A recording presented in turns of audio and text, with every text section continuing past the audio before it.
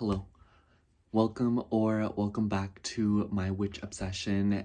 If you are seeing this would be a horoscope for all 12 rising signs from July 21st through July 27th. As always, timestamps will be in the description box below, and you'll also find my email and Etsy down there if you'd like to consult me for a personal reading. Make sure to like, comment, and subscribe on the way down there. And yeah, see you at your horoscope. I love you. Thank you so much for watching. Y'all, I just love it when the intro goes good. That's how you know. But oh my gosh, I was so excited to talk to you guys. I don't know what it is, but I've just been getting really good vibes lately, and I just feel a lot more hopeful about my situation and everything that's going on around me. I still feel very stressed out, or not stressed out, but more, you know, when it's just like you have a lot to do and you're just kind of like, oh, I have a lot to do, you know? I don't feel particularly overwhelmed. Like, I feel like myself, and I feel like I'm genuinely living out an experience as opposed to just kind of being cooped up. But there's a lot of things that I wanted to talk to you all. But the first thing I wanted to talk to you all about is the books I've been reading. So I finally finished this book. This is called It Started with the Dog by Julia London. I literally just finished it, like an hour or two ago. This is a romance novel, and I've had this for a really long time, you all. I've had this since 2021. I have yet to ever have finished reading it. I got to maybe here, around here, you know, I had this much of the book left, and I couldn't finish it. It was so drawn out, and I don't know, y'all. I couldn't get myself to read it. Hold on, I have this other book up here, and I wanted to show you all. It's from the same author. So this is the other book from Julia London. It's You Lucky Dog. And I remember when I first saw the book, I thought it was like a romance between dogs, or like a romance, like a very twisted book, you know what I mean? Because I was like, I don't know what to expect. I've never seen a book with the premise of these, you know what I'm saying? But much to all of our happiness, that's not what it's about.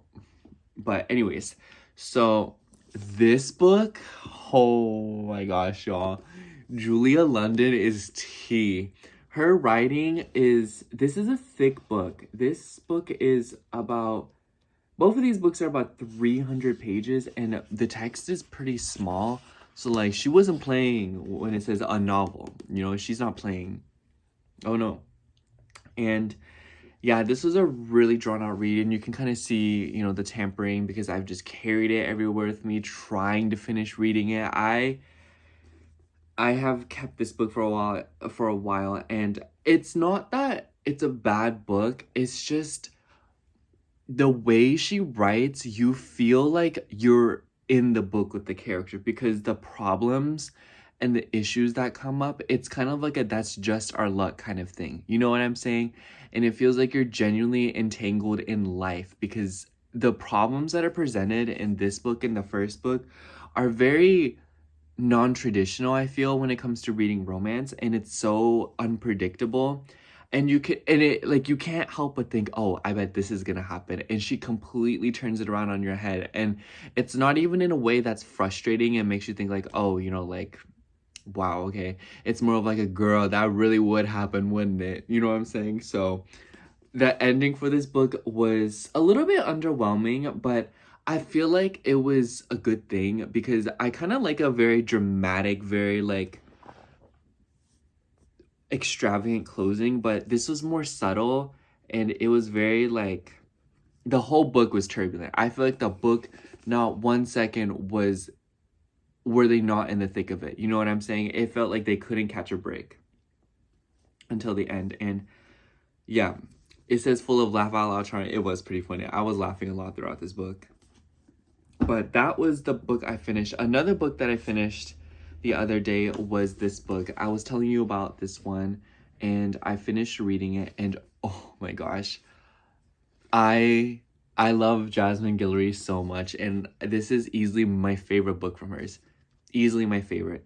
And I feel like it hit a little bit closer to home now because I do live so close to LA.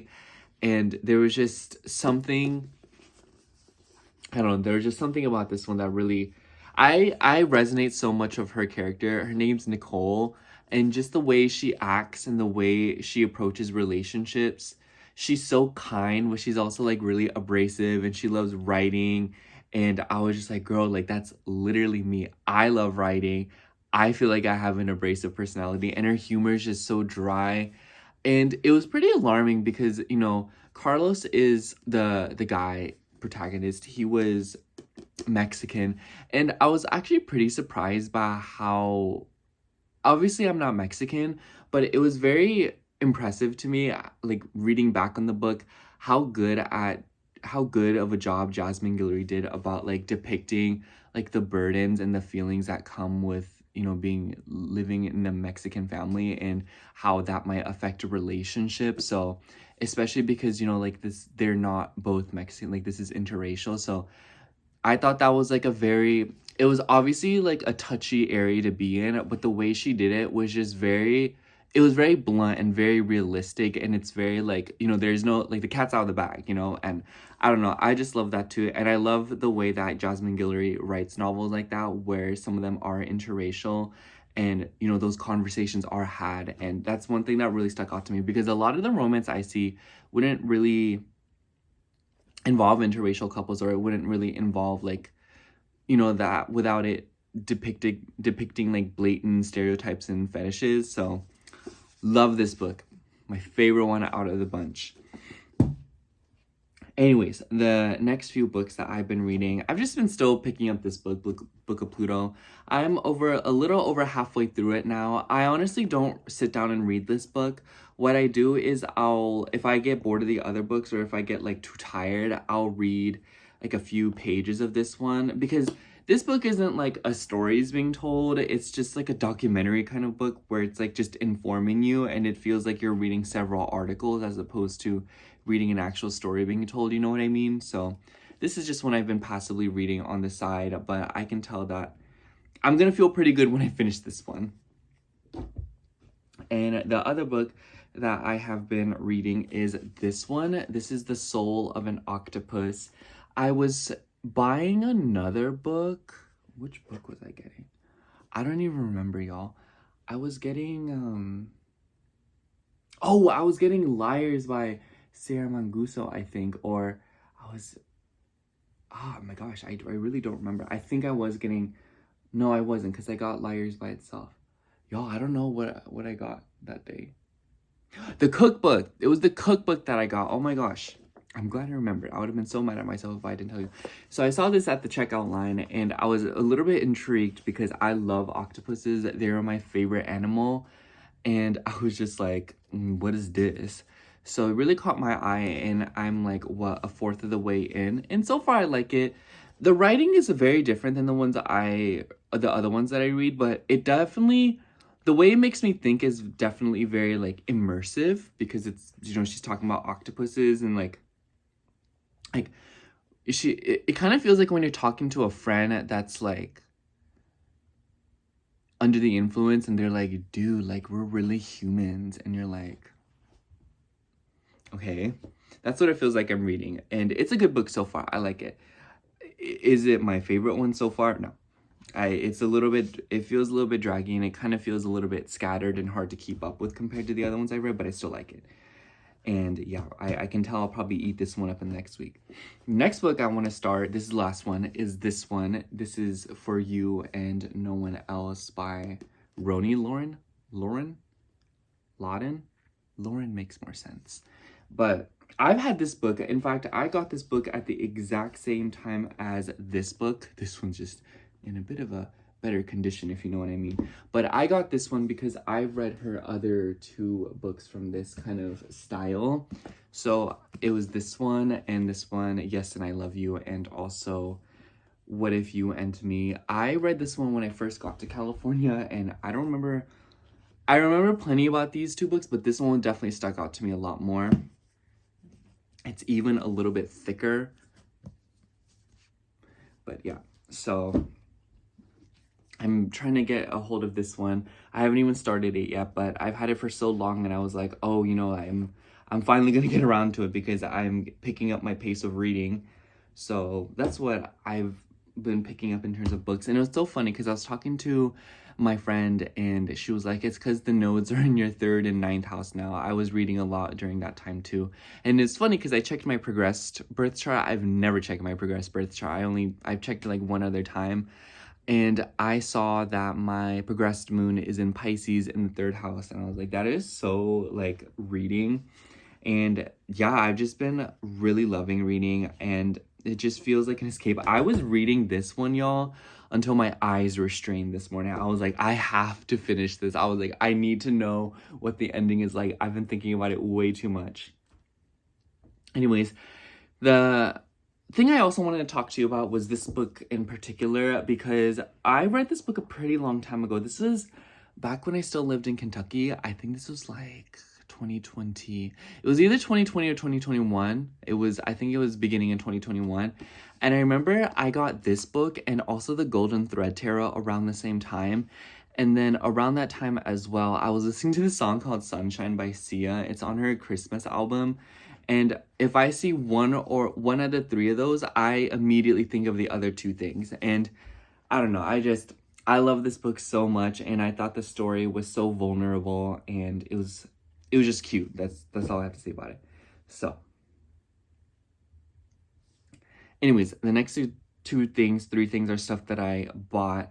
I went to my job, and it is this place where it's like an arts and crafts place, and I made a claw clip for my friend. Like, I decorated it.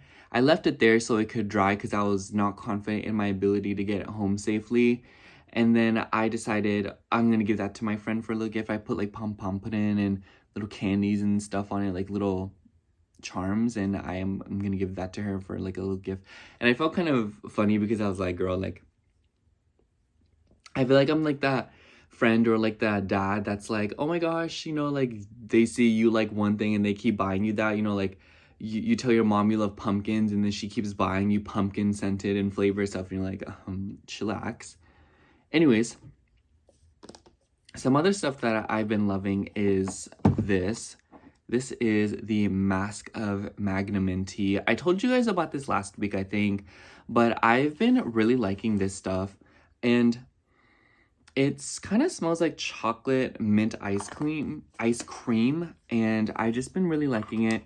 What it does is it exfoliates my face. So like right now there's some texture, but the last week I stopped using that sunscreen, and my skin has gotten so much better. Like my neck acne has pretty much healed itself. It's just kind of, you know, like in the stages of like flaking and scabbing, and it doesn't hurt anymore. Last week it hurt really bad and it was so annoying.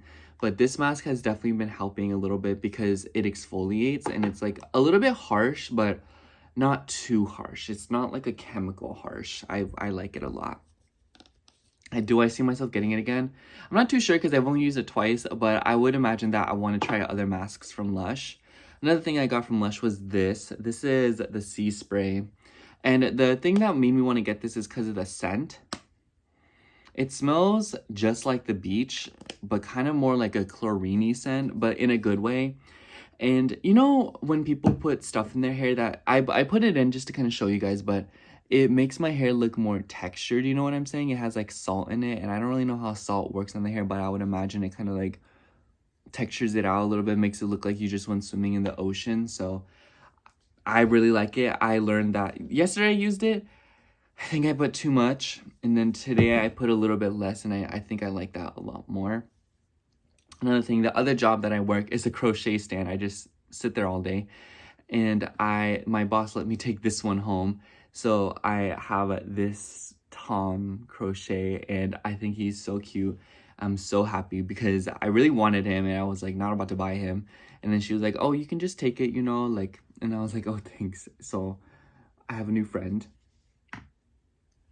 But yeah, I feel like that was a lot at one time. My head kind of hurts from talking so much. But this is a lot of books. I never really would have thought that I would read this much again. I missed reading so much. I read a lot in 2020 and 2021, and honestly, I munched through just enough books because of quarantine, but I never really got back into it ever since I moved here because it was very hard. Because I need an environment when I read, or I feel like I just need to get back into reading. And like, you know, like I feel like once you stop reading, it's hard to read. And, you know, I just feel like I've become more competent because I'll read something and I'll be like, girl, what did I just read? So another thing I wanted to mention to you guys is I really want this tarot deck. It's called the Omni Tarot, OMNI Tarot. And that's like the first tarot deck in a really long time that I've been eyeing down. So it's like 80 bucks on Etsy. So I think I'm going to get around to buying it in the next few weeks. I don't know how I'm going to do it, but I feel like what's going to happen is I'm going to impulsively buy it and then it'll just be fine. But that's the first tarot deck in a really long time that I've like wanted to own. I feel like I got very burnt out from getting and collecting tarot decks because like I was just like, there's so many I don't really know, and I don't know, it's too much. So I want to get that.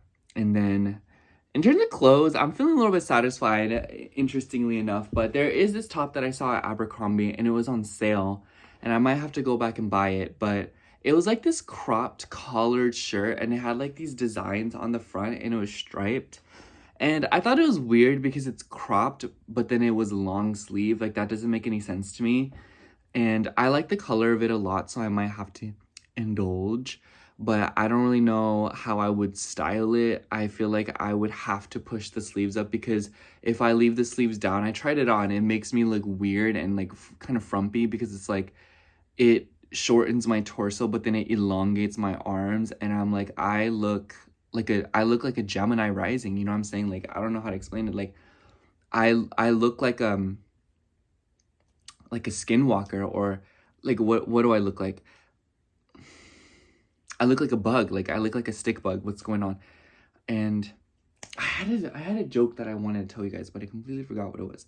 If I remember it, I'll insert it again in this intro. But I think that's all I have to say this week. I really just wanted to talk to you guys about the books I was reading and the stuff that I bought. So thank you so much for listening. Comment you know that stack of books emoji, the colorful one? Comment that emoji if you watch the entire intro this week, and I will see you at your horoscope.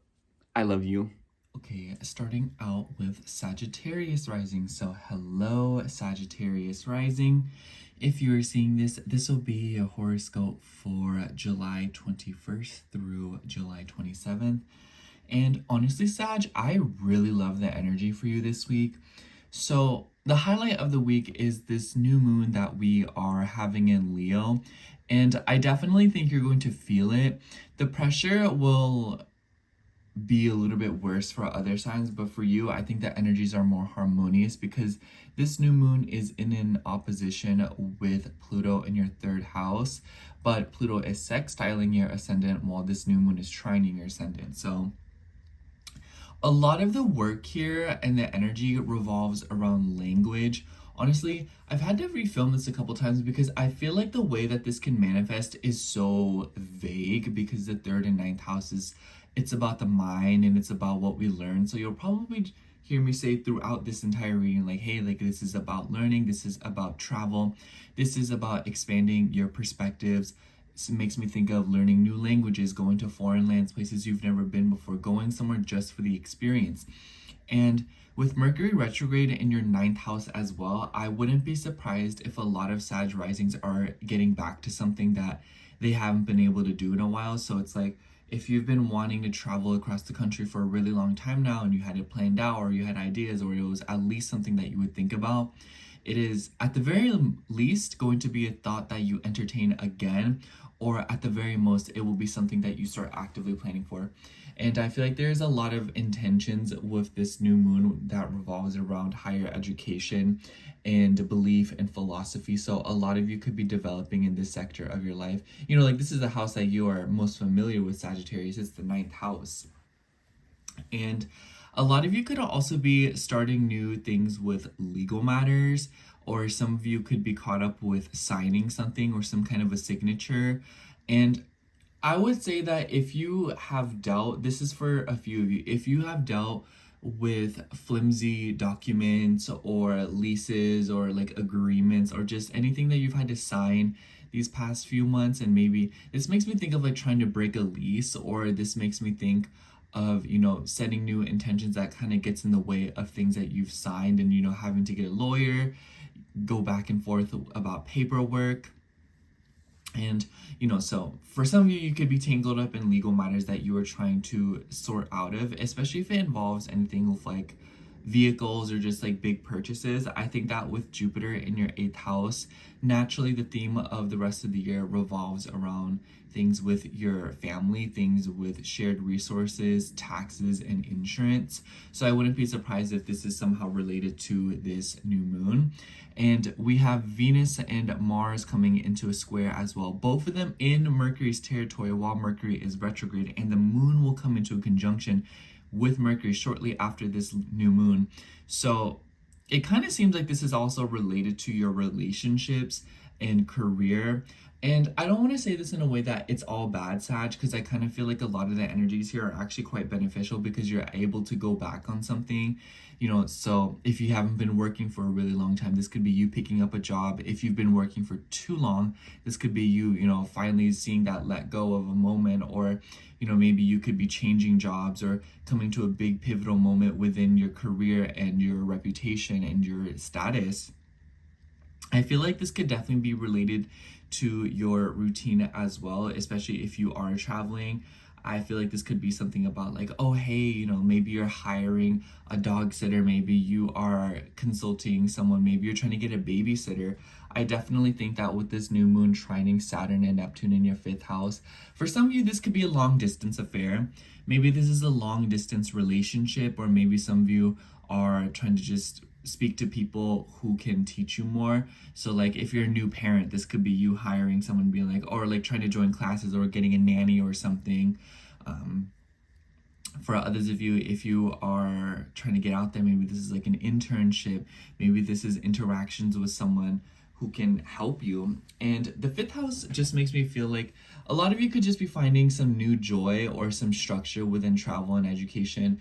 It might just be like, oh, I really wanted to go to Italy for a really long time, and it's just a thought that I've always had, but now I feel like I should actually put energy into this and be more realistic. You know, that's what Saturn in the 5th combined with Neptune makes me think, like, oh, like what is the actual logistics that goes into planning for a trip like this or planning for an educational path like this? You know, it's kind of putting the details to everything instead of being not wishy-washy, but, you know, hoping that things will sort of work out. I feel like a lot of Sag risings are putting some elbow grease into the activities that they want to indulge in, especially financially, because Saturn does have ties with your 2nd house.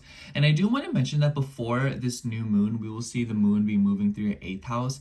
So I actually wouldn't be surprised if a lot of Sag risings get some kind of like a financial windfall this week, maybe like a payout, a refund, you know, extra hours in the week. Maybe this is someone lending you money. Obviously, you know, you're going to you're going to hear every astrology person say this, but it could also be through like a inheritance. But this could also maybe be for some of you something that's very necessary, like an insurance payout.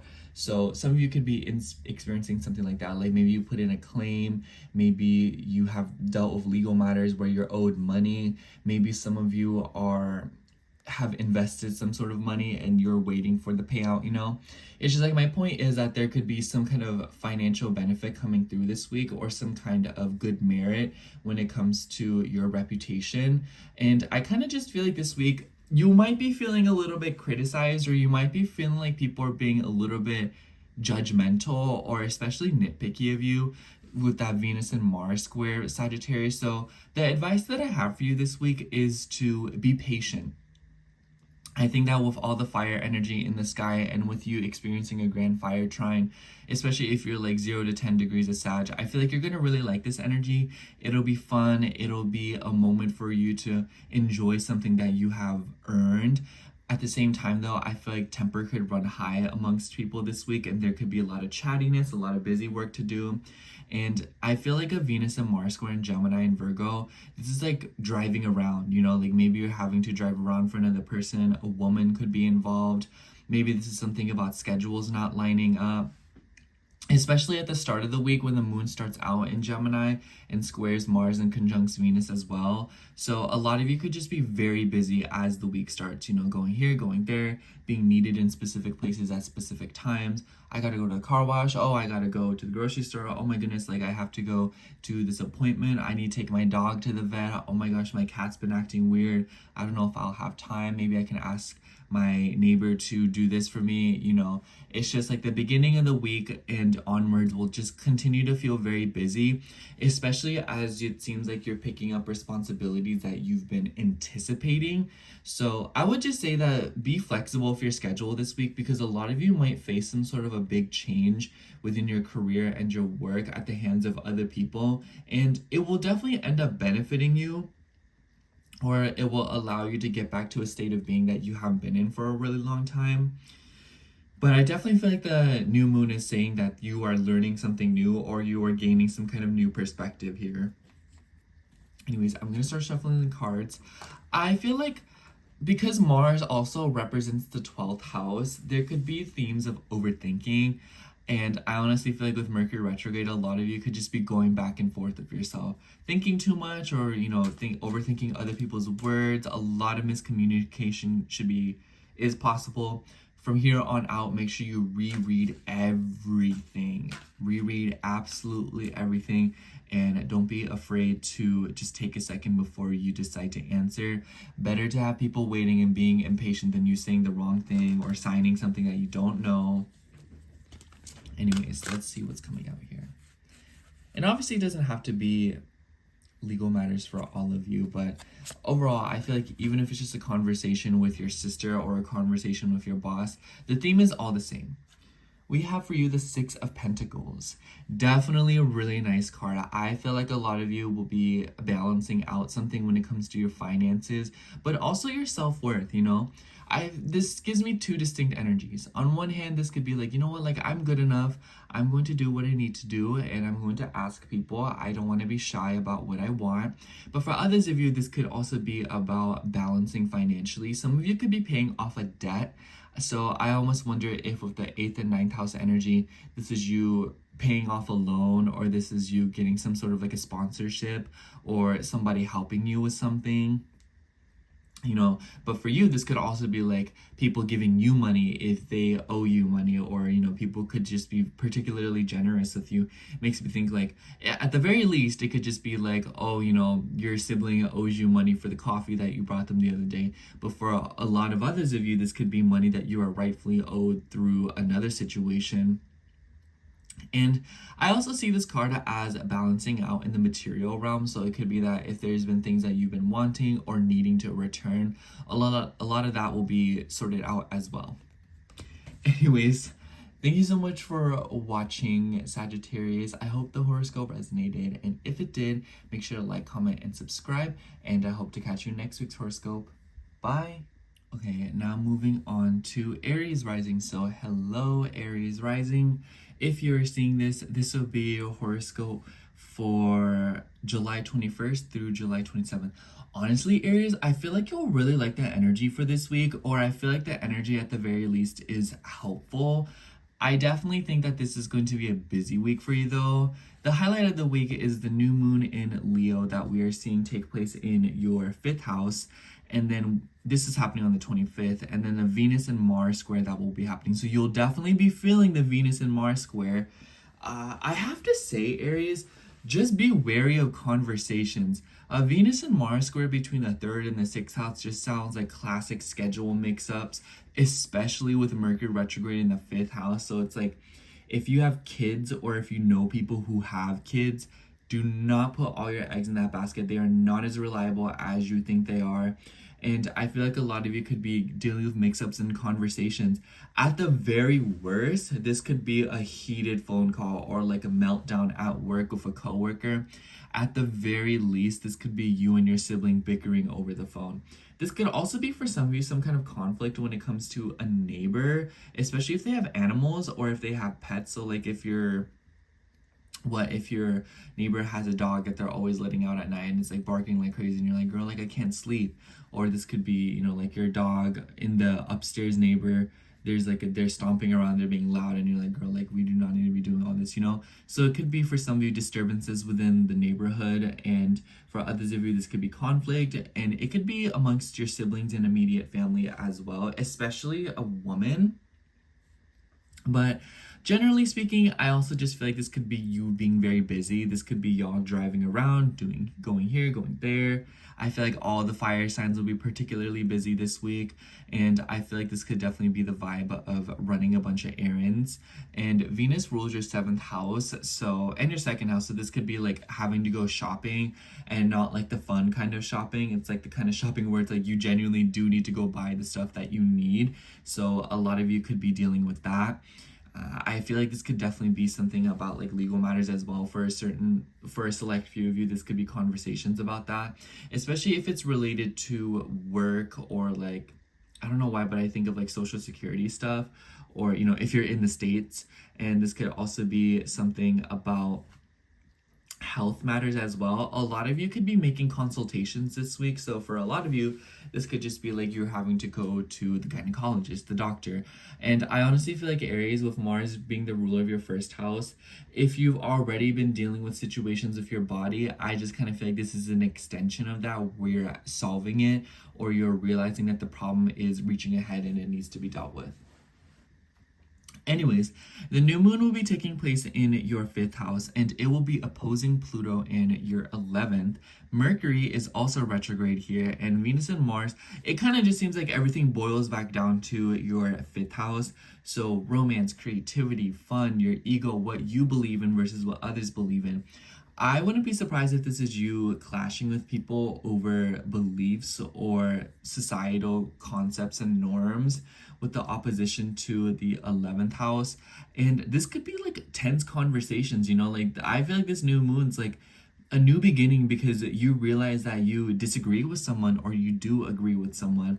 I definitely feel like for a lot of you, a really uncomfortable piece of news or a conversation could come through, and not in the sense that it's like, you know, like it's something to be nervous about, but it's something that you believe in, you know? It's like you're standing up for something, is what I'm trying to say here, especially because this new moon will be trining Saturn and Neptune in your 1st house. Like, this is something that you really care about, that you are setting intentions for. This is something that's like, you know, if it's like you really believe in milk before the cereal, and then you're around a group of people and they're like, girl, like that is not how you do it. And you're like, yes, it is. You know, like that sort of makes me think of like, there's something that you believe in this week that is being expressed, and it might kind of feel like some awkward conversations are transpiring because of it, because of the Venus and Mars square.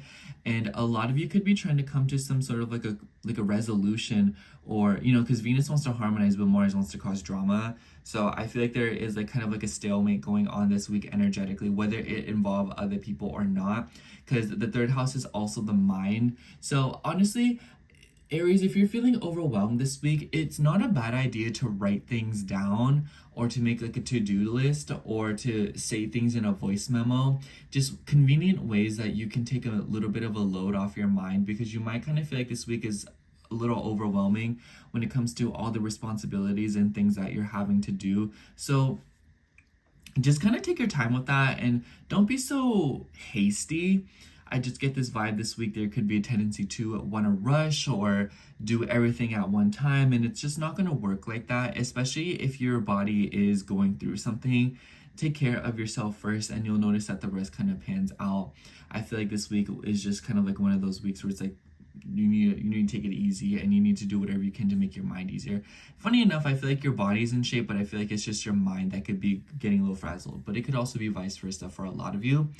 And before this new moon, we do see the moon moving through Cancer and Gemini. So the beginning of this week is very busy, especially when it comes to your immediate family. Some of you could be going back and forth with like your aunts, your uncles, your grandma, or, you know, siblings, roommates, people that you live with. Jupiter's here in your 4th house. Jupiter rules your 9th house, so this could be extended family. So I wouldn't be surprised if for a lot of you there could be extended family coming over, and maybe it's because of a child with the 5th house energy. So like maybe this is like a baby shower, maybe some of you are going to a kid's birthday party. I also feel like this new moon for a lot of you could be situations revolving around romance. I feel like with the trine to Saturn, a lot of Aries risings could be getting very serious, or you might kind of feel like you need to get serious when it comes to like a lot of you could be feeling restricted. So it's like if you've been like a serial monogamous or like someone who's dated for fun before, been more casual and kind of messed around, maybe around this new moon that you're feeling like, man, I want some more structure in my love life. You know, like I want more belief, I want more magic, and I really want something that's real as opposed to, you know, goofing off and like, you know, being more casual, you know, wanting attention. Or maybe others of you are realizing that, you know, maybe you've been in serious relationships all your life and this is you wanting to go out and have fun and be a little bit more excitable. So I kind of feel like it depends on where you are on the spectrum when it comes to your dating life, but I definitely feel like with this fifth house energy, this is relevant in some way, shape, or form, especially with things with like dating apps and like the internet because of Venus in your third house. So a lot of you could be meeting a lot of people through the internet and through websites or chat rooms and whatnot. So, and also maybe through local events. I feel like this could also be intentions to have more fun or to spend more time with kids. I feel like if you have been feeling a little bit puckered out or you're kind of like all work, no play, this new moon with the opposition to Pluto could be like, no, like I just want to enjoy myself. I want to do things that I want to do instead of doing what everyone else wants to do, whatnot. Oops, let me shuffle these cards and let's pull you one. This one.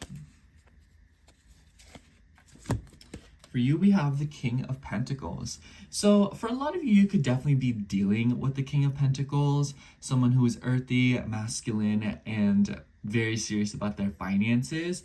But I actually feel like this is more of you because your chart ruler is in an earth sign. So I feel like for a lot of you, you could be getting your values in order, what you believe in, developing your confidence. I feel like with the trine to Saturn from this new moon in your first house, this trine to Saturn who is in your first house, there we go. A lot of you could be developing your morals and your values a lot more, whether it be revolving around children, whether it be revolving around your ego, your self-expression, and your self-concepts.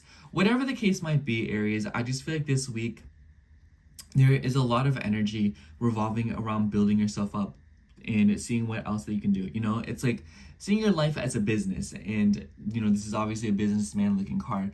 It's always about what can I do next? What can I do to improve? And I feel like a lot of you are locking into this energy to build yourself up or build something else up. So this could be something about work, a career, and maybe it's a business that you're trying to build with Saturn's rulership over your 10th house.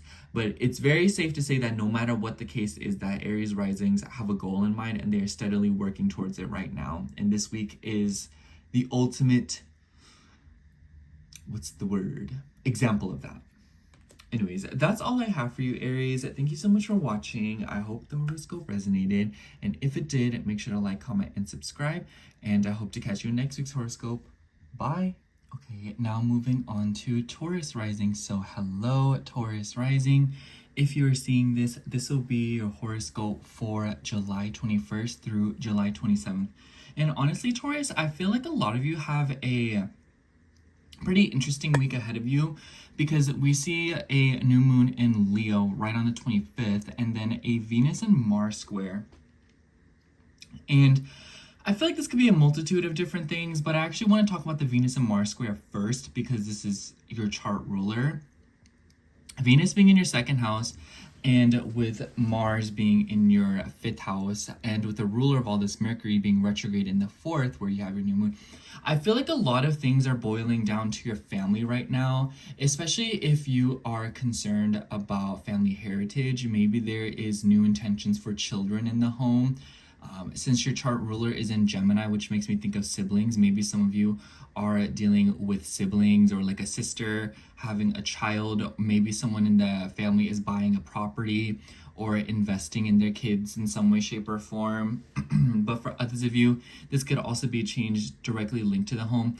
On one hand, a lot of y'all could just be out here splurging on things that you want in order to make your home more comfortable. But on the other hand, I feel like this is a pretty this is a pretty niche energy because the south node's involved. And what I mean by that is maybe some of you are bringing in furniture or home stuff that you haven't had in a really long time. So this makes me think of, say you had a couch or a bed or a mattress or something, or like a shelf, and maybe you put it in storage for a very long time, and then you're redecorating your house and you're like, oh my gosh, I still have that shelf in storage, and then you're going getting it. But this could also be maybe you're getting a hand-me-down. So maybe some of you are getting furniture or just stuff from a relative. It doesn't have to be a hand-me-down, it could be something else. But the point is that your family is definitely in one way or another involved this week, especially if you have siblings or immediate relatives that are sort of lingering in around you. And because this new moon also trines Saturn, your ninth house ruler, for a lot of you, this could also be related to your in-laws and extended family. But for others of you, I also feel like this is something about your beliefs and philosophy. I definitely feel like a lot of Taurus risings have been in a very, very curious energy, with Venus being in Gemini and in your second house. So a lot of you could be having conversations or talking or just wanting to learn in order to better your self-worth, but also your values and your beliefs. It kind of makes me think of like learning new things to become a more valuable asset in some way, shape, or form. But I definitely feel like in some way, shape, or form, travel could also be involved. So with the new moon in the fourth house trining the ninth house ruler in the 12th house, a lot of you could be going back and forth with yourself. This could be as little as maybe you're switching bedrooms with your siblings or a relative. But on the other hand, for a lot of you, this could be as big as you're moving for an educational purpose or for opportunity or just because you want to. And because Mercury is also retrograde in the fourth house, I would imagine that this is something that you have probably been wanting to do for a good amount of time now. So I think that a lot of the energies that are transpiring this week for you, Taurus, aren't necessarily things that are coming up new. They could be, but even if they are, it seems like it's something that's very anticipated or even something that's been on the back burner, especially because the fourth house just deals with the past in general. And I wouldn't be surprised if some of you have a conversation with someone with whom you haven't spoken to in a really long time, especially because in the beginning of the week, we see the moon moving through Gemini and Cancer. So the moon will ram right through Uranus, Venus, and Jupiter. So it kind of just seems like there's something going on here when it comes to communication ideas. I feel like the middle of the week, a lot of you could be moving back and forth with driving, going here, going there, and maybe this is something about finances as well. I wouldn't be surprised because Jupiter has rulership over your eighth house. Maybe some of you are doing a consultation in the middle of the week, especially if some of you are dealing with like legal matters. So this doesn't have to be the case for any of you, but this makes me think of like, because Mars rules your seventh house, it's in the fifth house squaring Venus. Maybe this is something about like money and, like divorce, and maybe something about children and how that's kind of getting dealt with. Obviously, I feel like this is one of those things where it's like, for what a big decision it is, like you would probably sense it or see it coming. But for others of you, I also feel like this could be revolving around your values when it comes to your relationships and how you are involved with other people, especially if you're dealing with people who have children. So it's like you don't yourself have to have kids, but maybe you're around people who have children, and this is in some way, shape, or form affecting you. But I definitely feel like a lot of you could also be dealing with like just other people, period. And maybe there's something going on here with like an intimate conversation, because the moon will join up with Jupiter in the middle of the week, and Jupiter rules your eighth house, and then this is in your third house.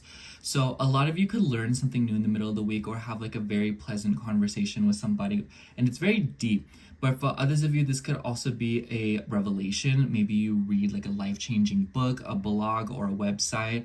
Maybe some of you come across a piece of information that is particularly important to you. Interesting enough, Jupiter in Cancer makes me think of like family heritage. So this makes me think of finding an old box of photos that your parents have kept in the bloodline. So something like that, where it's like, because Cancer is the past, and that's what it makes me think of. But I feel like I could just sum up your reading by saying like this could be a blast from the past.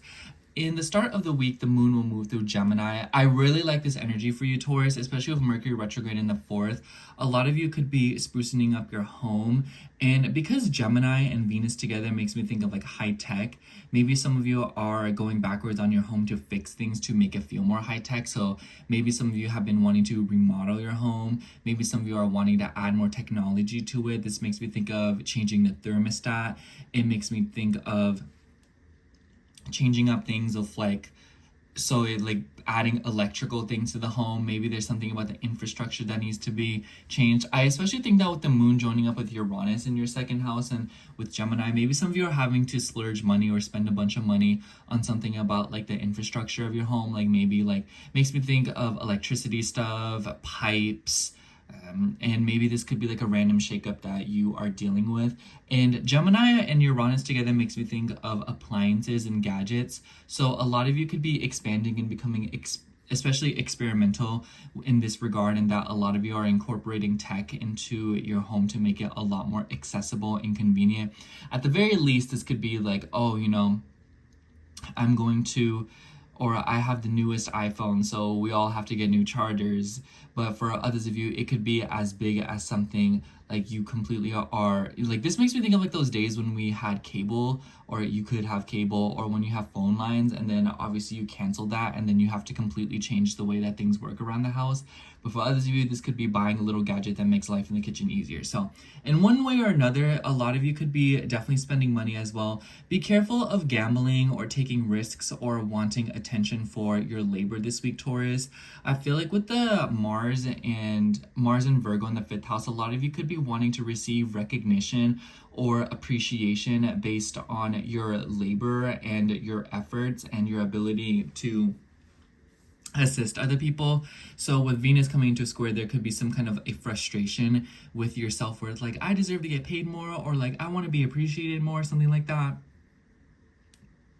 But overall, a Venus and Mars squares is a little bit tense, and maybe a lot of you could also be feeling especially temperamental when it comes to, you know, like getting physical with people, if you know what I'm saying. Not like in like a bad way, but more so in like a chili pepper way. Do you see what I mean? So I definitely feel like there's a lot of tension in the air this week, especially with the opposition of the new moon to the Pluto in your 10th house. I think that a lot of you could be facing some kind of situation with your career versus your home life, how much time you spend at home versus how much time you spend at work.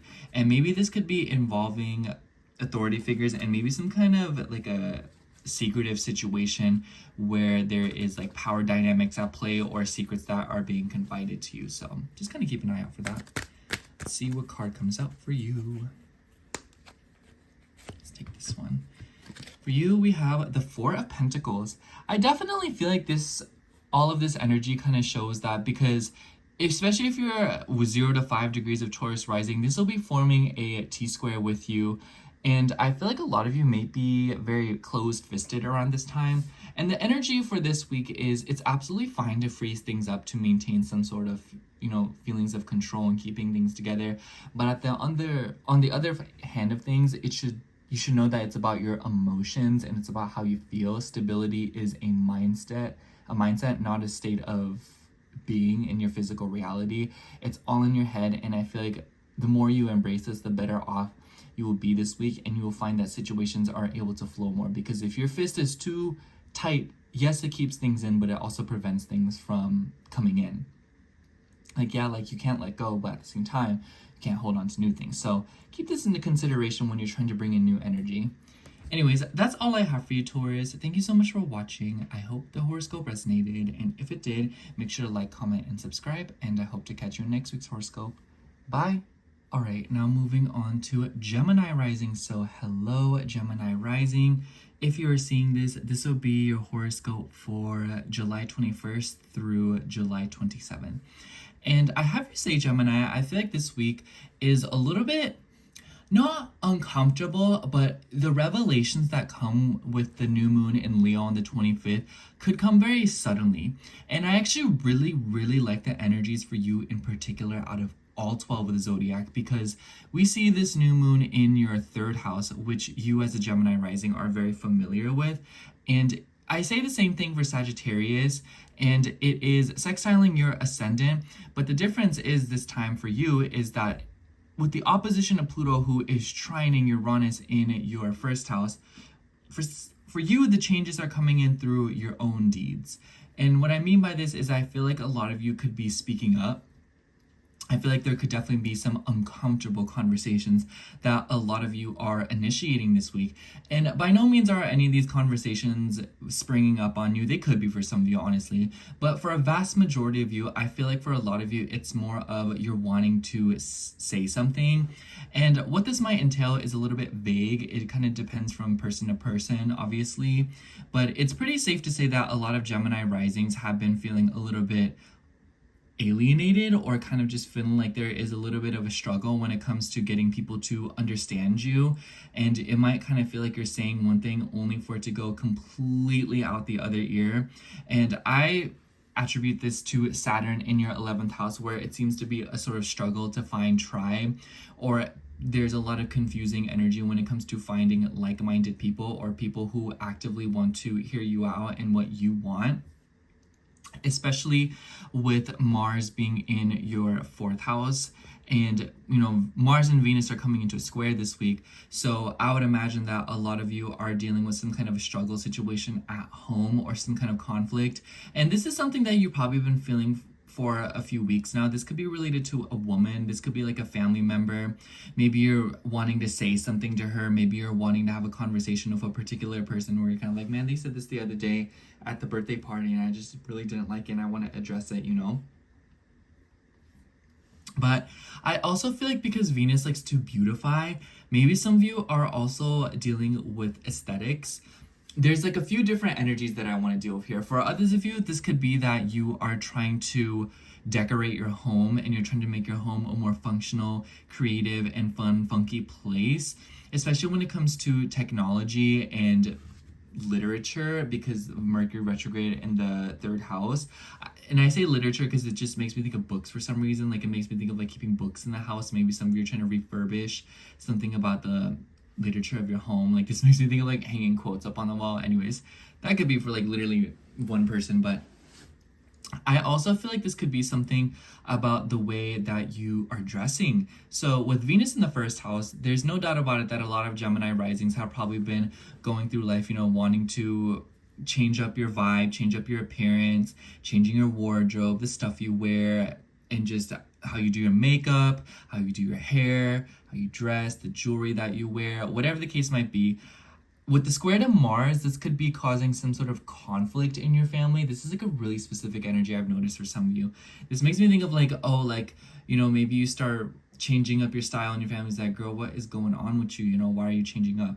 But for others of you, this could also just be something about like your mental health and something about your subconscious, because Venus does rule your 12th house. So it's like, this could be like an unspoken thing. And I especially think that with Mars coming into contact with the South Node in your 4th house, the house of the past, and the South Node being the past as well, a lot of you could be having a blast from the past. Like maybe some of you are literally speaking to someone whom you haven't spoken to in a really long time. And that's not to say this conversation was necessarily a pleasant one. Maybe some of you are having a conversation with a friend, especially a girl whom you haven't spoken to in a really, really long time.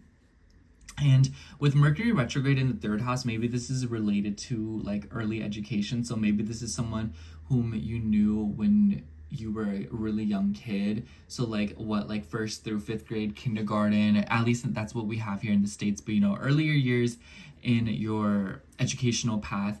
And maybe this could even be about your hometown or people that you knew through siblings and or other relatives. For others of you, if that's not the case, I also feel like this could be some sort of a consultation. Maybe some of you are getting a beauty procedure done, or maybe you're just trying to get back on track with something about like consulting someone. Like Mercury retrograde in the 3rd house makes me think of going back to therapy. And interesting enough, Leo makes me think of creativity. So maybe this could be like an art class. Maybe some of you are just going to like a pottery like cafe get together that you've been wanting to go to for a while. Maybe this is a little communion or a union or gathering that you haven't seen in a very long time.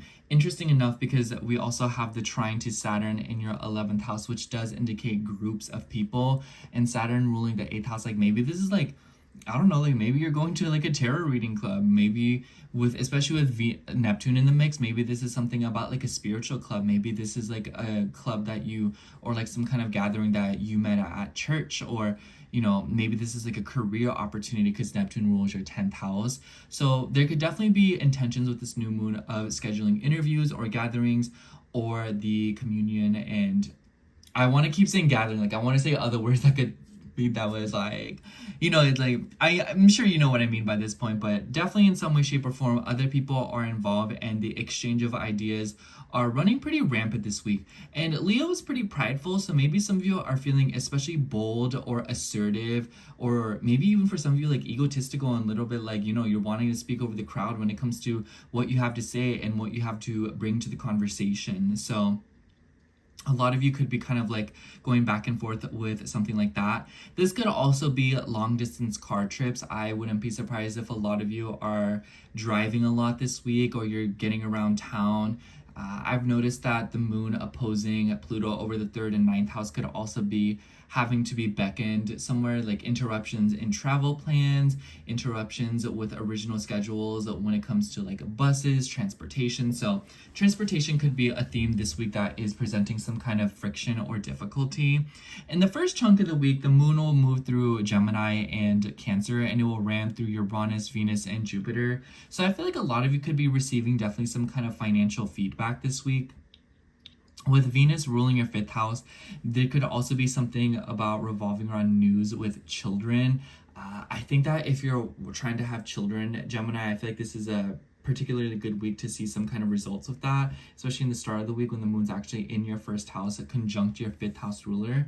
And I feel like maybe for some of you too, this could be involving siblings or a pleasant conversation. Like the beginning of the week just definitely feels very pleasant. And it could be that a lot of you are having some kind of a breakthrough conversation with the trine to Pluto. So like maybe some of you are having a very deep, intense conversation with someone about, you know, like travels, where you've been, philosophies, life as a whole, existential vibes. And then when the moon joins up with Venus, it could be affecting you at a subconscious level. Interesting dreams. Very interesting dreams. And then when the moon moves through Cancer, I wouldn't be surprised if a lot of Gemini risings make an important investment this week. Maybe some of you are seeing money come through from a legal matter or something from like the government. Others of you, this could be just like buying something really nice for yourself. But for others of you, this could also be expanding on some kind of like old money or like getting some kind of financial windfall through like a family matter or through some kind of like inheritance, maybe for some of you, because that's what Cancer makes me think of. But do be wary that the moon will square Saturn. So I would imagine that some Gemini risings are continuously running through some kind of bumps in the road when it comes to getting other people to seeing eye to eye with your values and what you feel emotionally connected to. Let's see what card comes out for you. Oh, wow, a card just flew out. Let's see. We have the 3 of Pentacles. So yeah, I definitely feel like this is a really appropriate card because this card's all about synergy. It's all about working with other people. I see a pyramid shape. So maybe some of you are trying to climb a corporate ladder. It doesn't have to be a corporate ladder, but maybe some of you are trying to build up in some way or form specific connections and unions. And like I said, other people are in some way, shape, or form involved of you trying to climb the ladder, trying to get to a specific point and build something. This is a really nice energy, and I kind of just feel like there's peers and others around you who are wanting to assist you, lend you a hand, and work with you. This could also suggest that a lot of you are coming to some sort of consensus with coworkers, especially if you've been dealing with drama. So I feel like a lot of things could be cleared up this week through communication. Anyways, that's all I have for you, Gemini. Thank you so much for watching. I hope the horoscope resonated, and if it did, make sure to like, comment, and subscribe, and I hope to catch you in next week's horoscope. Bye! Alright, now moving on to Cancer rising. So hello, Cancer rising. If you're seeing this, this will be your horoscope for July 21st through July 27th. Anyways, Cancer, it's that time of the month. We have the new moon and this time it's in Leo, and it is on the 25th, and it is taking place in your second house. And this is a really nice energy. I will say it is in an opposition to Pluto, so I kind of feel like whatever is going on with this new moon, it's kind of like you're having to do it, as opposed to like, oh, you know, I'm gonna set new intentions.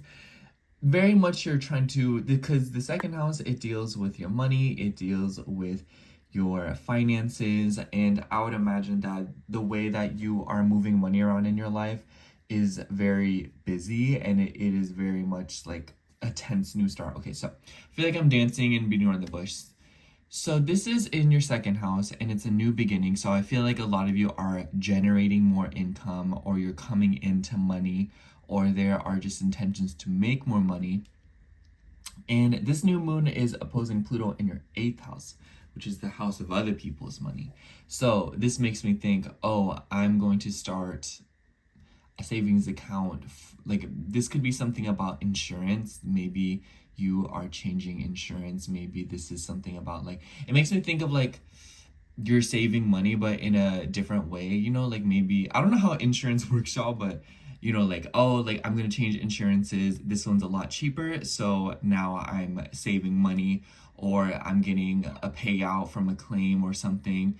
But for others of you, it could be that you have a debt, or you have some kind of financial thing that you need to pay off, and because of that you are organizing new schemes to pay it off or come up with money to sort of deal with that.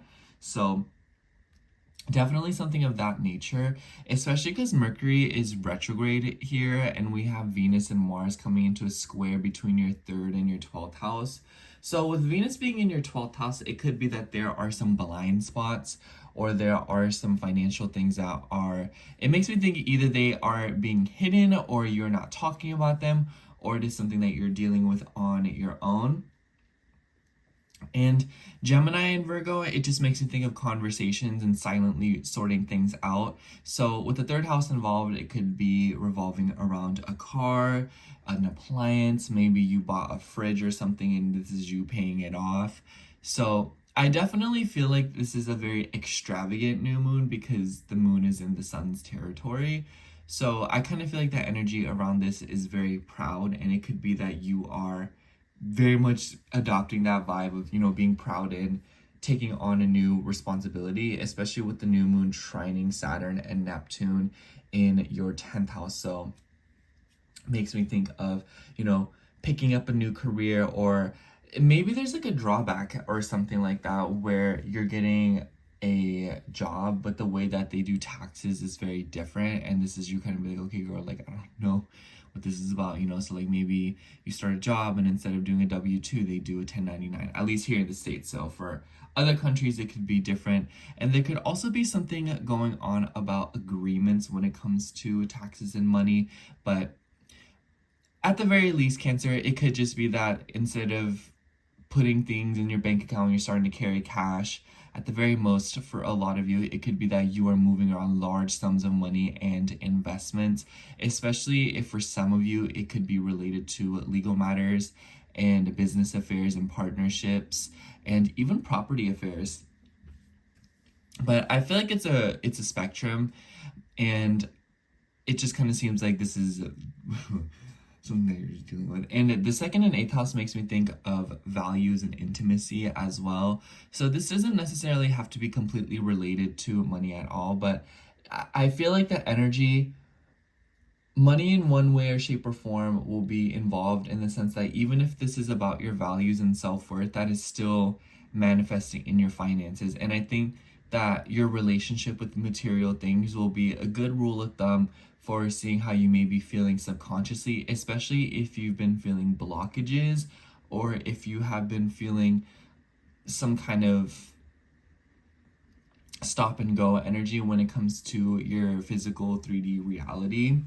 And you know, Leo makes me think of playtime, it makes me think of risks, it makes me think of wanting attention, it makes me think of creativity. So it could be that around this new moon, a lot of you are garnering self-worth and feeling good about yourself through creating, making art, and doing the things that you love, especially with Mercury retrograde here. So maybe it's things that you haven't been able to get into for a really long time. Honestly, it makes me think of writing, it makes me think of hobbies, it makes me think of painting. It just, anything that involves you being creative and kind of putting the paintbrush to the canvas. So I feel like Cancer, a pretty nice way if you are feeling a little bit down or if you are feeling a little bit tense. I feel like the way to go about it is through creating and making art. And this could definitely be a form of solace for a lot of you. And I want to say, because Pluto also has ties with your fifth house, maybe this could be related to a lot of you with your self-worth when it comes to intimacy and how you connect with people at a deeper level. And maybe there's something about your ego and your belief system and how you perceive yourself versus how others might perceive you, and how you are able to intimately connect with groups of people in social circles, because that's what Aquarius makes me think of. So it could be that some of you are feeling a little bit strayed out or a little bit alienated when it comes to connecting to people on a deeper level. But for a lot of you, I also just kind of feel like this is you looking at your values in a different way and learning to believe in yourself more and being more realistic when it comes to how much you should be confident versus like the people around you. You know, I feel like the way I'm writing this is kind of clunky, but this feels like a very like intangible thing. Like I feel like, anyways, so I also want to mention that in the first half of the week, the moon will charge through Gemini and your sign. And I really like this energy leading up to the new moon, because the beginning of the week definitely denotes some kind of situation revolving around conversations. I feel like there's a lot of smoke and mirrors this week when it comes to conversations, especially with authority figures and with bosses. You know, I feel like this has been an ongoing theme for Cancer risings, and I feel like this week is a little bit better. I think that because the moon will move through your sign, square Saturn and Neptune, and conjunct Jupiter, it could be that in the middle of the week a lot of you are having some revelations when it comes to your place in the career setting, your position, your pay, and how much you're actually worth. And I feel like this new moon is kind of fueling all of that, in the sense that you're realizing something through some kind of conflict or through some kind of secret conversation or news or information that is being confided into you. So I feel like with Pluto being in opposition in your 8th house with this new moon, there could be a lot of stuff that's going on this week that you may not know is going on, but you'll probably sense it. So, and I kind of just feel like that's the best way to put it. Like, this is, you know, when you just like, you feel something and you know it's right, and then no one really believes you, and you're like, girl, like, I don't know how to say it. Like, I know what's going on. I feel like this week will be one of those weeks where it'll just be one of those things where it's like, you really don't want to step out of your way to convince others. Not that you would, but it's just kind of that vibe of, you know, let things play out as opposed to getting so caught up in them. And I feel like this new moon will also definitely help a lot of you pull yourself out of a awkward financial situation by presenting you power. Because on one hand, Pluto does like to cause a fright and it likes to stress us out. But on the other hand, it also allows us to see how we can take power and how we can transform and change this area of your life. So I would imagine, especially if you are in like debt, or if you're struggling with intimacy or struggling with connecting with social circles, people, and as that relates to like a career setting and finding people who have common shared goals with you, I feel like this new moon's an opportunity for you to define your values through what you love and what you care about, and then setting out to find people who can agree with that, especially in time for when Venus is going to move into your first house. Let's see what card comes out. This one stuck out to me. Yeah, for you, we have the King of Wands. I definitely feel like if you're a chart ruler in Leo, this is you setting out, being creative, being a visionary. It's about going and getting what you want, and maybe sometimes not even thinking first before you dive headfirst into something. But the King of Wands is a visionary. He is a leader. He is the, what's the word? I don't want to say leader again, but leader of a creative project, and he sees something and he goes and gets it and makes it something tangible. And I feel like this is a lot of the vibe for you this week, Cancer. And I feel like the energies around this week are a little bit tense, but I feel like they are tense in a way that will motivate you and it will allow you to see where you can take action. It's very Martian with the Venus and Mars square, and I feel like a lot of you are just overall probably feeling very passionate this week, and what you choose to channel all that passion into will be what gives you results, that sector of your life. Anyways, that's all I have for you, Cancer. Thank you so much for watching. I hope the horoscope resonated, and if it did, make sure to like, comment, and subscribe, and I hope to catch you in next week's horoscope. Bye! Okay, now moving on to Leo rising. So hello, Leo rising. If you're seeing this, this will be a horoscope for July 21st through July 27th. And this is a pretty important week for you, Leo. We have that new moon on the 25th in your first house. This is your new moon. And it's in an opposition with Pluto. So I feel like the themes that you're seeing around this new moon are they're not new for any of us. I feel like we've been seeing moon Pluto oppositions for a really long time now. And for you, this definitely deals with your relationships, your connections, and for a select few of you, something about legal matters. But in one way or another, there are other people involved with this new moon, and your ability to connect deeply with them. And I kind of just feel like Pluto in the 7th house definitely shows that there is a lot of change and a lot of influence and transformation that's coming in at the hands of other people. And I feel like that's what's changing you around this new moon. It makes me think of, especially with Mercury retrograde in your first house, this could be a very strong conversation with another person.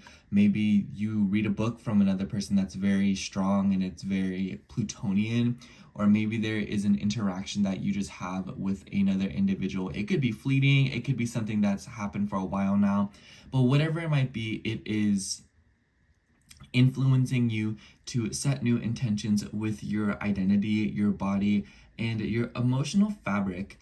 And I want to say that because Mercury is retrograde in your first house, and then Mars and Venus and the South Node are in a square with each other between your 2nd and your 11th house, I feel like this is heavily impacting something about your financial situation. So a lot of you could be going back and forth with other people about your money and organizing that out.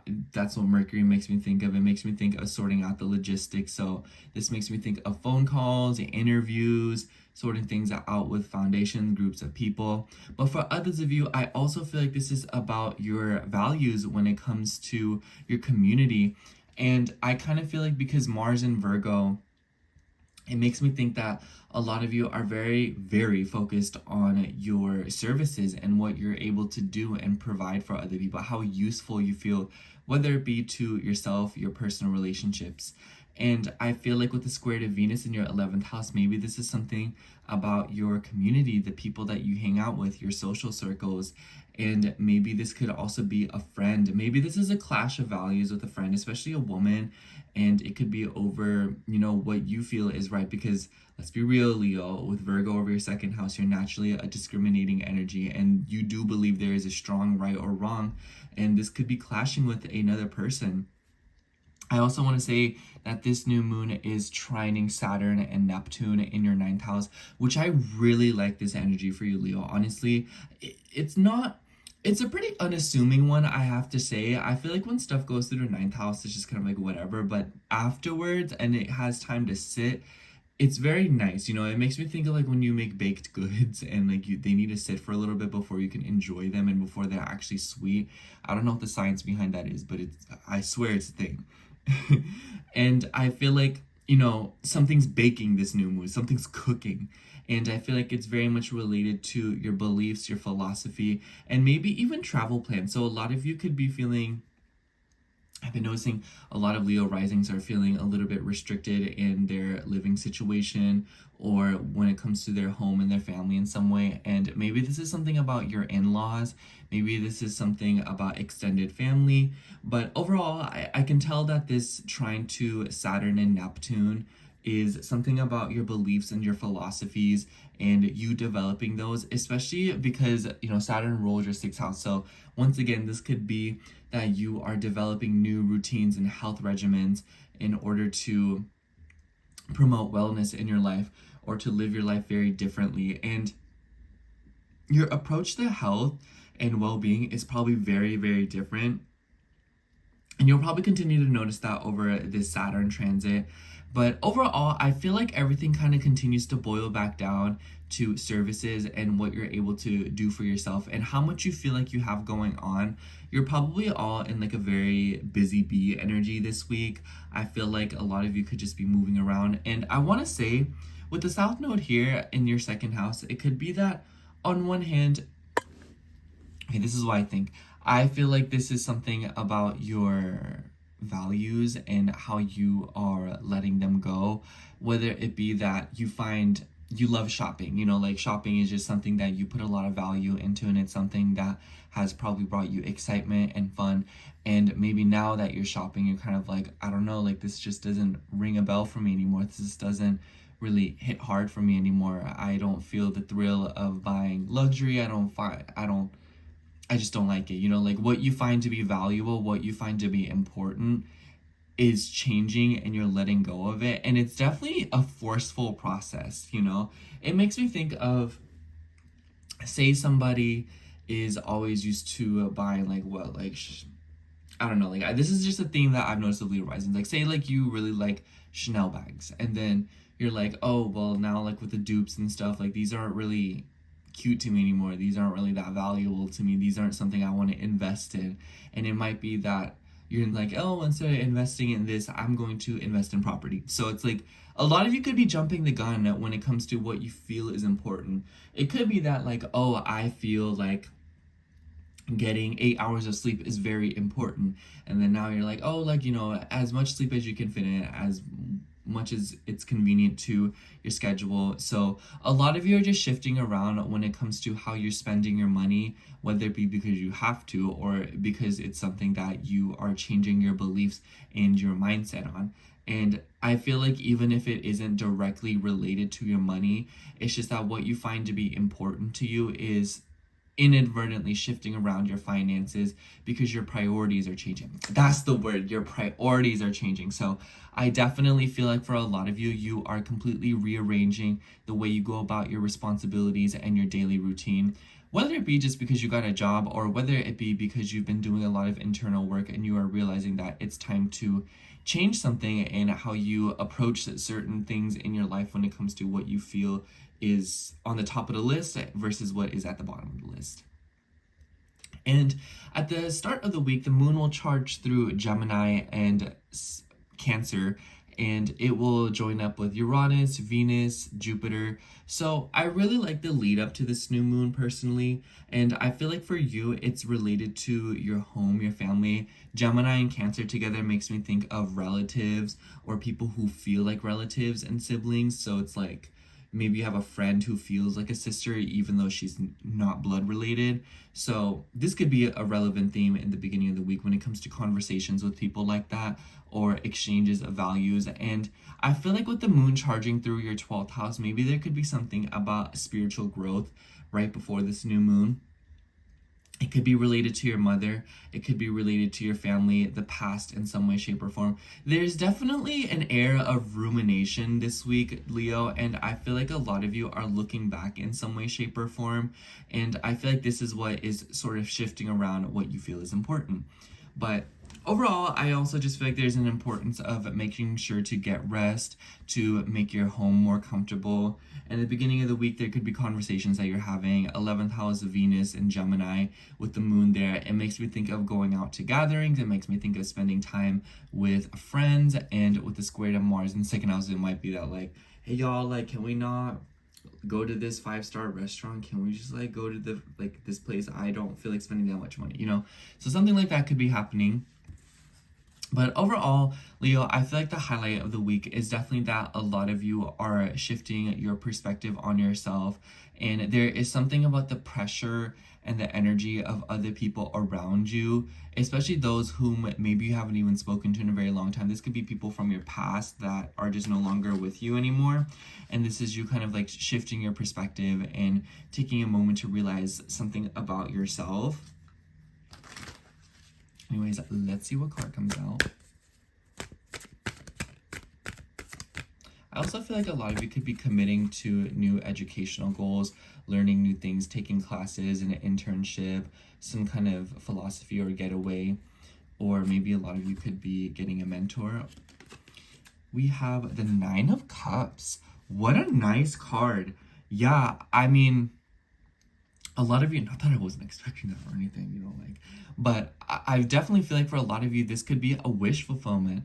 And I feel like it makes me think that when you shift around your priorities and what's important to you, naturally your idea of success and what a wish fulfillment is will change.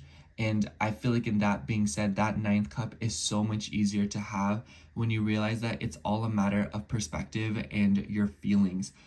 This is still the cup suit. So it's like, how do you want to feel, and how do you want your soul to feel? I wish there was another word besides feel. So it just gives me this vibe that a lot of you are changing your mindset on something, and in doing so, you are realizing that you have a lot more than you could have ever asked for. And for others of you, probably most of you, it could also just be a literal wish being granted, some kind of windfall coming through. It could be financial, it could be anything. But overall, I kind of just feel like a big change is coming that will end up being something that's very good for you. And I think it's interesting because with the South Node involved, maybe there's like a change that happened a really long time ago that stressed you out, and now you're kind of like, oh my gosh, I'm so glad that happened because now I'm getting what I want. Anyways, that's all I have for you, Leo. Thank you so much for watching. I hope the horoscope resonated, and if it did, make sure to like, comment, and subscribe, and I hope to catch you in next week's horoscope. Bye! Alright, now moving on to Virgo rising. So hello, Virgo rising. If you are seeing this, this will be your horoscope for July 21st through July 27th. Honestly, Virgo, I feel like, so the highlight of this week is the new moon in Leo that is happening right on the 25th in your 12th house. And I appreciate this energy for you, Virgo, because I feel like with your chart ruler retrograde in the same house, it's very obvious that a lot of Virgo risings right now are going through a lot of revision in their life. And this is in Leo, so it makes me think of when it comes to your pride, your ego, what you are proud of, what you take pleasure in, and what feels good to you, your inner child, how much you express yourself. So I feel like this new moon could definitely be the beginning of making more time for creative things like painting, writing, just anything else being creative, sculpting, pottery making, decorating, so stuff like that, because of the opposition to Pluto in the 6th house.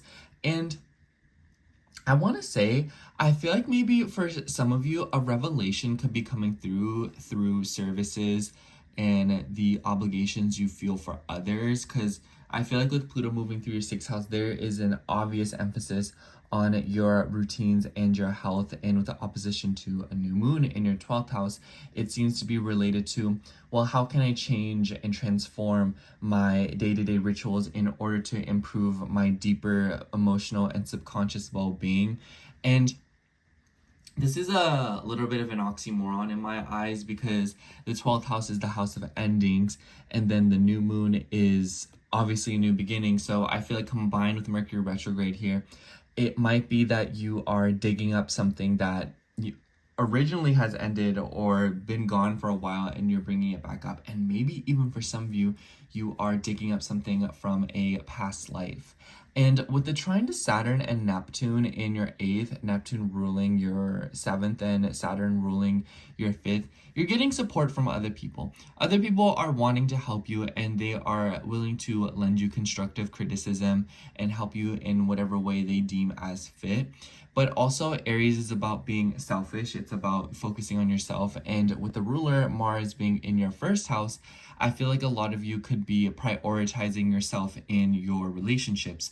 So in a way, this new moon makes me think of making up for lost time. So if there's a lot of you that feel like, oh, I've given up my all to this relationship and I don't even feel like I know myself anymore, I want to focus on me and I want to do what I love, what makes me happy, not what other people make me want me to do, especially with the Pluto in 6th house, because I feel like that's like naturally you're accustomed to this energy, Virgo, where you feel like you need to do everything for people, or you feel very, very obligated to do things for others and provide some kind of a service, even if you necessarily don't want to or see it as important. But I just kind of feel like because Mars is joining up with the South Node and Mars is also coming into a square with Venus, there's kind of like a polarizing energy here, I have you say, because on one hand, maybe yes, some of you are feeling like, oh, like I've given up my all to this relationship. I want to be independent and I want to set out to do my own thing. However, with the South Node conjunction with Mars in your first house, for some of you, this could also be, I want to dedicate myself to my relationships more. There's been so much going on and I just want to not give myself up to a connection, but, you know, like dedicate yourself very willingly to a specific relationship. And maybe for some of you, this is related to joint resources. But with Venus in your 10th house and Venus ruling your 9th and your 2nd, there's definitely something going on here when it comes to your values, what you feel is important, and the knowledge that you are pursuing. I definitely feel like Venus in Gemini is showing you something and has shown you something when it comes to learning more. Maybe some of you are wanting to make your Instagram and like your social media cuter, changing it up. I've been noticing Virgo risings have been on and off of their social media non-stop. So it's like you delete all your posts one day and change your profile picture, and then you're like, you know what, I'm gonna change it right back. So a lot of you could be continuing to deal with that throughout this week and probably throughout the rest of this month. But I feel like this Venus and Mars square definitely shows that there could also be some kind of conflict with an authority figure. You know what I think, Virgo? I feel like for a lot of you, if you do work, maybe some of you are in some kind of tension with a woman or a boss, and maybe it's over how to do something efficiently. So maybe if you work, this is you being like, I don't know why you do this at this time of day when you could have just done it in the beginning of the day. It's like, I don't know why you choose to sweep and mop during the middle of the shift when you can literally just have me do it at the end of the shift and then we don't have any customers, you know? It's little things like that where a lot of you are probably in this vibe of you feel like there is a specific way that things should be done right now, and maybe there's people who are not having it or not wanting to tolerate it. And this doesn't even have to be bosses or like people you work with, which could definitely be the case for a lot of you, but this could also be, you know, like Gemini makes me think of relatives, it makes me think of siblings, it makes me think of neighbors. You know, there might be this vibe of like, I don't know why you're doing it like this, because there's an easier way to do it and you're not listening, and then you're over, you know, the typical Virgo experience, but kind of amplified because Venus and Mars don't like each other. And with Mercury retrograde in the 12th house, there's kind of like a awkward sheen to this, or there's like an awkward energy to this square and honestly this new moon, because I feel like with Mercury retrograde in the 12th house, like you are in the 12th house, you know, like you are Mercury and you are going backwards on something when it comes to a 12th house theme. So it's like, I feel like a lot of you could be overall maybe having private conversations, or maybe a lot of the things that I just mentioned are just hidden, or they're going private, or people wouldn't really know about it.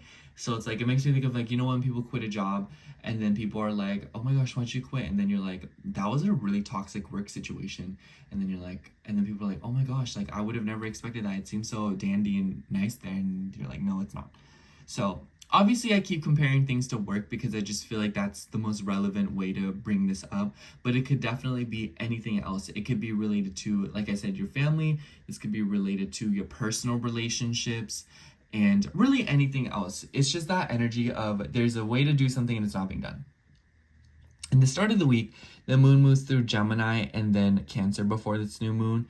And I kind of feel like the beginning of the week definitely entails something about work and something about your status and something about friends. I kind of feel like with the moon being joined up with Venus in the 10th, maybe some of you are like, this makes me think of like going on a podcast for some reason. Maybe some of you are also doing something with like websites, learning new things, going to gatherings or events or local spots with friends, spending time with people. But this could also be something about involving yourself in your community, especially with the moon charging through Cancer and joining up with Jupiter in your 11th house, and then going on to, it's going to square planets in your 8th house. So I just feel like there will be continued themes of intimacy with groups of people and your social circles. But I also feel like this could be you taking control in some way. This could be, for a lot of you, I just feel like there's some sort of initiative that you're trying to take, and it seems like you're smoothing out all the corners right now, and it's with things that you didn't really realize needed to be smoothed over. And what I mean by that is I feel like there's maybe some things in your, like, in the recent few months, Virgo, that maybe even years, that you feel like haven't been completed very thoroughly, and this is you kind of going backwards to mop it up, especially with all the energy that we've been having in, you know, like Leo and Aquarius because of Pluto. I feel like a lot of you are starting a new beginning at this new moon by letting something go, or by purging something, or thoroughly letting something go. It makes me think of like you have like a jar and it has like sauce in it, and then you clean out the jar, and then now it is perfectly clean. But in order for it to have that new beginning, you needed to clean it out completely and, you know, completely cease what was going on in there. So I know that's like a silly analogy, but my point is that I feel like a lot of you right now are mopping something up and cleaning up something from the past so that you can move forward and start anew, especially when it comes to intimacy, your identity, and how you assert yourself, and honestly the way that you see yourself. I've been noticing a lot of Virgo risings have been in a big hermit mode, or just kind of pulling away for now, or just focusing on the relationships that have you immersed and have you intrigued and stimulated. And I feel like through doing this, you are experiencing a lot of Plutonian themes when it comes to services, how you show up for people, and your day-to-day routines. But definitely just look out for work struggles this week, or power struggles within work dynamics and people who are misusing power. Let's see what card comes out for you. This one's sticking out. Let's take it. Yeah, we have the Seven of Pentacles. I have to say, like, I'm saying I really appreciate this energy. I really like it for you because, yes, it's uncomfortable, and yes, maybe sometimes it can be a little bit awkward. At the very least, it could be awkward. I also feel like it's an opportunity for you to grow. I feel like it's an opportunity for you to water what actually feels important to you, what you actually care about, what you value. You know, that's Pentacles. So, and a lot of you could also be seeing significant growth in your finances. I've been noticing that Virgo risings are slowly but surely getting ahead with their bills, with their insurance, with their taxes, with their debts. And I feel like because this new moon is trining it, a lot of you could be letting that go. So it's like maybe through letting go of a debt, you are moving forward and you are starting anew, especially with this Venus and Mars square, Venus ruling your second and your ninth. And it's putting experience under your belt. And it's safe to say I want you to take this out of everything. It's safe to say that the things that you learn throughout this period and what this new moon brings to you, it'll be valuable knowledge that will probably benefit you for the rest of this life. Anyways, that's all I have for you, Virgo. Thank you so much for watching. I hope the horoscope resonated, and if it did, make sure to like, comment, and subscribe, and I hope to catch you in next week's horoscope. Bye. Okay, now moving on to Libra rising. So hello, Libra rising. If you're seeing this, this will be your horoscope for July 21st through July 27th. And honestly, Libra, the highlight of this week is the new moon in Leo that is taking place on the 25th. I have you say, Libra, I want you guys to report to me what this new moon brings to you, because this is in your house of friendships, and I remember I met one of my dearest friends on a new moon in Leo, and they are a Libra rising. So I'm very curious, but I really like this new moon for you. I think that the 11th house is very fortuitous, and because the Mercury retrograde is happening here too, this is a sweet energy. On one hand, a lot of you could be reconnecting with dreams and ideas and social circles that you really care about and you've once felt very connected to. On the other hand, I feel like for a lot of you, this could be that you are going back on opportunities, receiving something again that maybe you either thought was not going to come back or just something that you passed up on. So it's like maybe for some of you it's a work opportunity and you declined it, and then you're like, oh, like that would have been nice, and then this is kind of coming back to you, you know? So it's like, hey, like we reached out to you a few months ago and we were going to offer you this position, and you're like, girl, yeah, like let me take it, you know? So it could be something like that. But it's pretty safe to say that this is something about opportunity. This is something about growth and your place in your community, your society, this society, and just whatnot. But at the very least, it could just be a fun little exchange with groups of people, going out to eat, or, you know, going to like a club or a rave, whatever you might be interested in here. Let me know what y'all like to do for fun. But, you know, this could also just be like going to some sort of like I don't know why, but it makes me think of like a pottery class. So a lot of you could just be doing that, and there could just be new intentions revolving around doing stuff that you enjoy and make you happy. And then especially with Leo, because Leo is all about creativity and it's about fun. So maybe this is joining a book club. Maybe this is joining a freelancers writers club. Maybe this is something about joining a painting class, a floral design class. Just something that makes you very passionate, something that makes you happy. It's a dream, it's an idea that you have had for a while, and this is definitely you revisiting it. And if that's not the case, this is an amazing time to set intentions to explore those things yet again. And with Venus and Mars coming into a square, with Mercury being the ruler of all this in your 11th house, Mars in your 12th conjunct the South Node with Venus in your 9th, definitely something about your beliefs, your philosophy, and also your inner feelings of stability. This is a very important square because you are ruled by Venus. And I kind of feel like for a lot of you, this is a conversation that you're having with another person. So maybe some of you are hearing back from a friend or something that you haven't spoken to in a very long time. And I feel like this is it could be very cathartic, where there's an opportunity to go back on something, or there's an opportunity to brush over something and to find some sort of closure, because Mars is in the 12th house. So I feel like new energy is being brought on by some kind of closing outage. So it makes me think of like you have a conversation with an old friend and you're like, so why did we stop being friends? You know, why did that happen? And then you have like a very pleasant conversation about it. And it's not that you'll be friends again, but it's like now you have that closure to move forward and do what you want to do, and it expands your perspective and your philosophies, because Venus is in your 9th. So I kind of feel like whatever this week brings to you, it's an opportunity to look at things with a bigger picture now that you have the final piece of something. And with Venus ruling over your 8th house, this could also be something related to intimacy, how you connect with people at a deeper level. And maybe this is even something about your traumas, and they could be related to themes of security and how you feel comfortable, how you feel safe. And with Gemini and this mercurial energy, it is being done through conversation. It is being done through knowledge, resources. So a lot of you could be reading up on blogs or websites or books or newspapers and stuff that kind of open your eyes to your inner self and your subconscious. And maybe some of you are literally doing like astral projection kind of work, or having interesting dreams, which is definitely something that you want to keep an eye out for. But Mars being joined up with the South Node in the 12th house is extremely karmic in my eyes. There is really no one way to pinpoint this kind of energy, but what I can say that is Virgo is all about services. It is all about organization. It is about well-being and health. And with the ruler Saturn and Neptune being in your 7th house, trining the new moon in your 11th, I feel like maybe there's something going on here about, you know, like what are the services and what is it that you offer to the people around you, or what is it that they offer to you. I feel like Virgo can really struggle with being very hard on itself, with being overly criticizing, overly discriminating, never wanting, you know, denying itself pleasure, denying itself all good things, but believing that a job well done should continue to be a job well done without any reward or merit.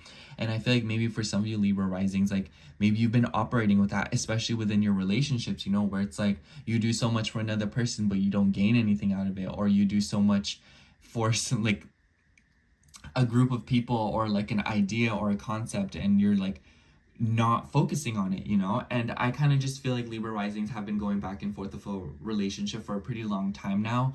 But so if that being the case, and you're not in a relationship, this obviously doesn't apply to you. This could be related to your family and your home, which is definitely relevant as well, because Saturn rules your 4th house. So I kind of just feel like this could be, you know, like letting go of the burdens and responsibilities that are either associated with your home or even your personal life, to dedicate yourself to something that you deem as more important and more valuable, you know, with the square to Venus. So it's like, this is forcing you to look at things from a different perspective. This is forcing you to have, difficult conversations with others. But I also want to say that this new moon will also oppose Pluto in your 5th house. So the nice thing is that Pluto is trining your ascendant. So this could be related to your visions and ideals when it comes to your children. But for others of you, I would just imagine that there is something going on here when it comes to your ego, your belief, and your self-expression, but especially as it relates to, like I said, your social circles and friend groups and whatnot. And I kind of feel like because the moon will move through Cancer and Gemini in the beginning of the week, this is sort of buttering up this new moon. The moon will join up with Venus and Jupiter and Uranus. So for a lot of you, there could be random travel plans coming up. I definitely feel like with Uranus and Pluto in a trine, there's a lot of goals revolving around traveling, moving around, property matters, how it relates to your children, but also how it relates to your creativity, your self-expression, and what makes you happy. And with the join up with Venus and Jupiter, I feel like there's probably expansion coming towards you this week, and probably a lot of growth when it comes to your relationships and your ideals. But this could also be related to your career and your work. And I feel like the start of this week is just steady progress. You know, like the start of this week doesn't feel particularly different for any of us, but especially you, Libra. I feel like you're just kind of steadily moving forward, dealing with bumps here and there when it comes to balancing out your home, your family, your career, and your personal relationships. But this new moon is inviting you to focus on your own dreams, your own ideals, and how you can find the people who support that and agree with you, especially if you are around people who don't have the visions that you do, you know? So it's like if you want to go to school and you want to graduate with a PhD and you're around people who, you know, want to do like creative stuff, and people who want to do like content creation, like that's amazing. But and you know that, but it's probably like, you know, like I want to do something completely different than you guys. I want to be around people who support me, who want to do the same things as me. And no offense to you guys, it's just that I want to be around an energy that supports what I want, as opposed to me constantly having to understand people from a perspective that I'm just not a part of. So I just feel like there could definitely be some kind of a sacrifice or letting go this week when it comes to the people that you are around or the ideas that you have, because you're obviously having to be flexible in some sector of your life that is, you can only be flexible there for so long. But let's see what card comes out for you. I want to see.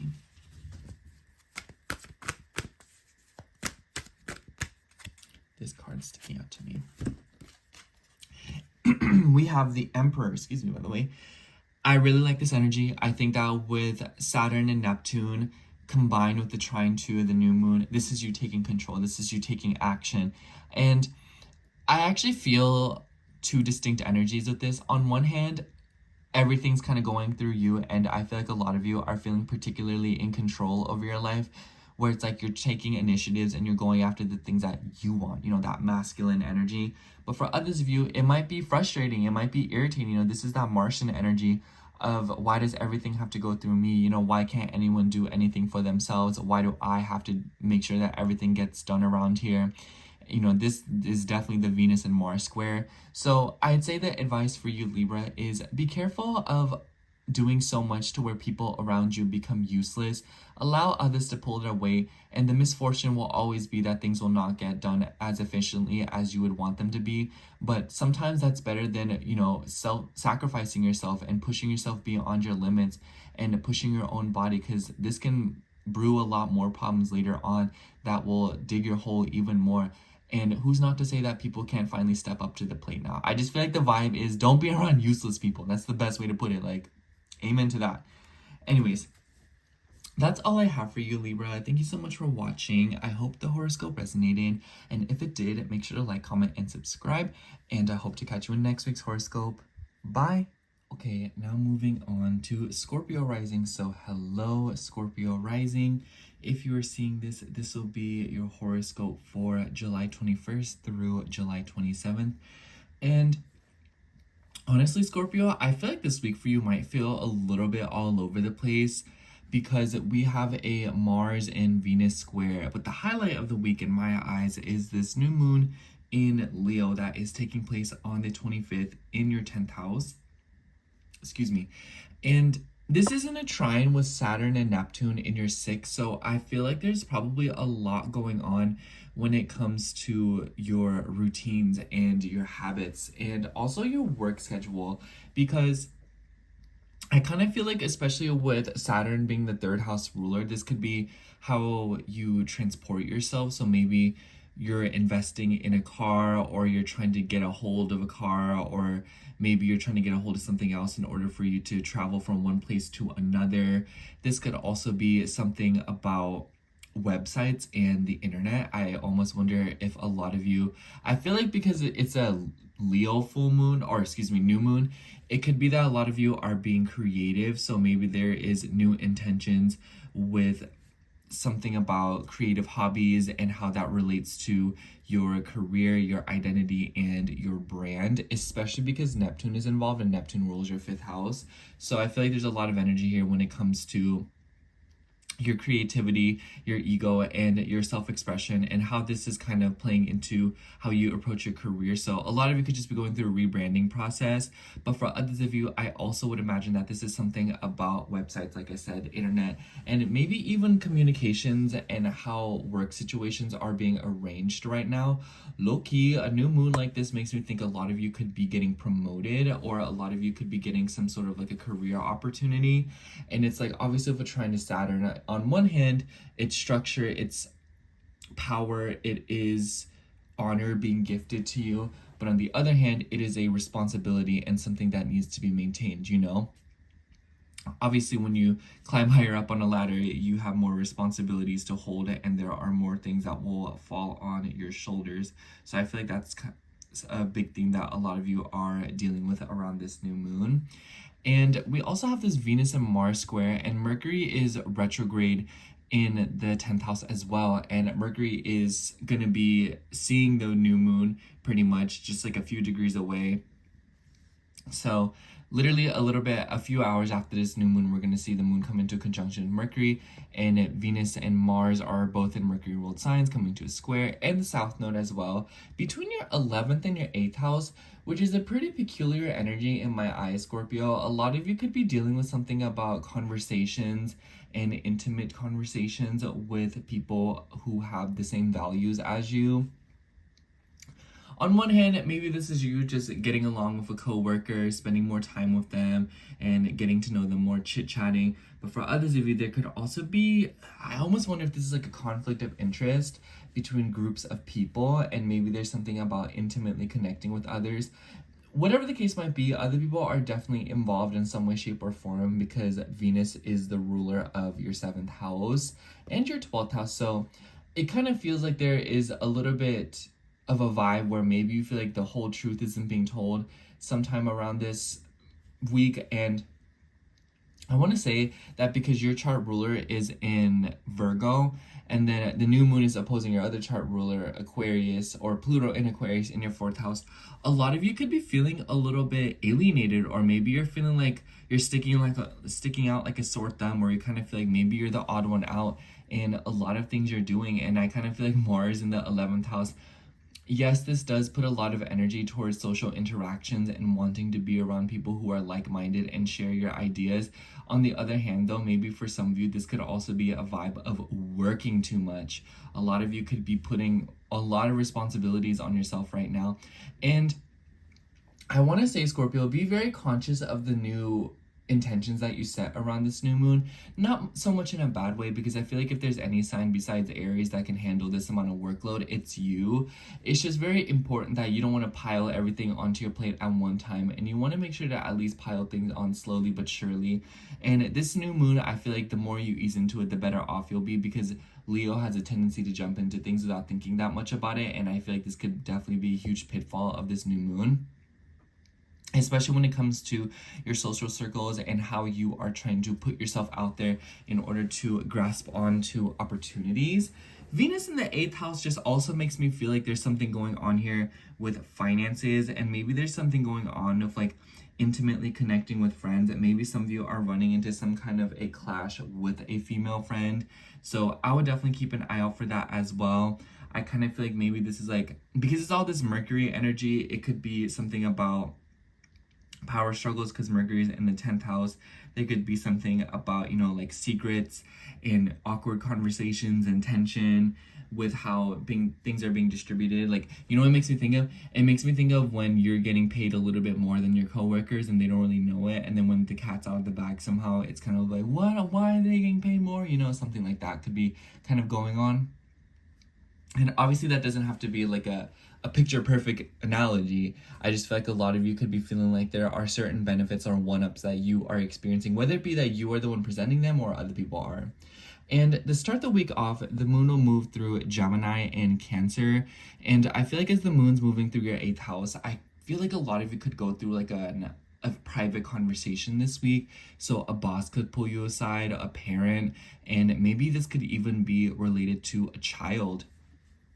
Or Gemini makes me think of siblings, and with the trine to Pluto in your 4th, maybe this is something about a family member or an idea that was presented to you by a family member. So the 8th house is very hidden, and Gemini is the mind. So it doesn't necessarily have to be that a lot of you are interacting with other people. For some of you, you could be, most definitely. But I feel like this energy could be that like a lot of you are keeping secrets, or there is something that you are thinking right now.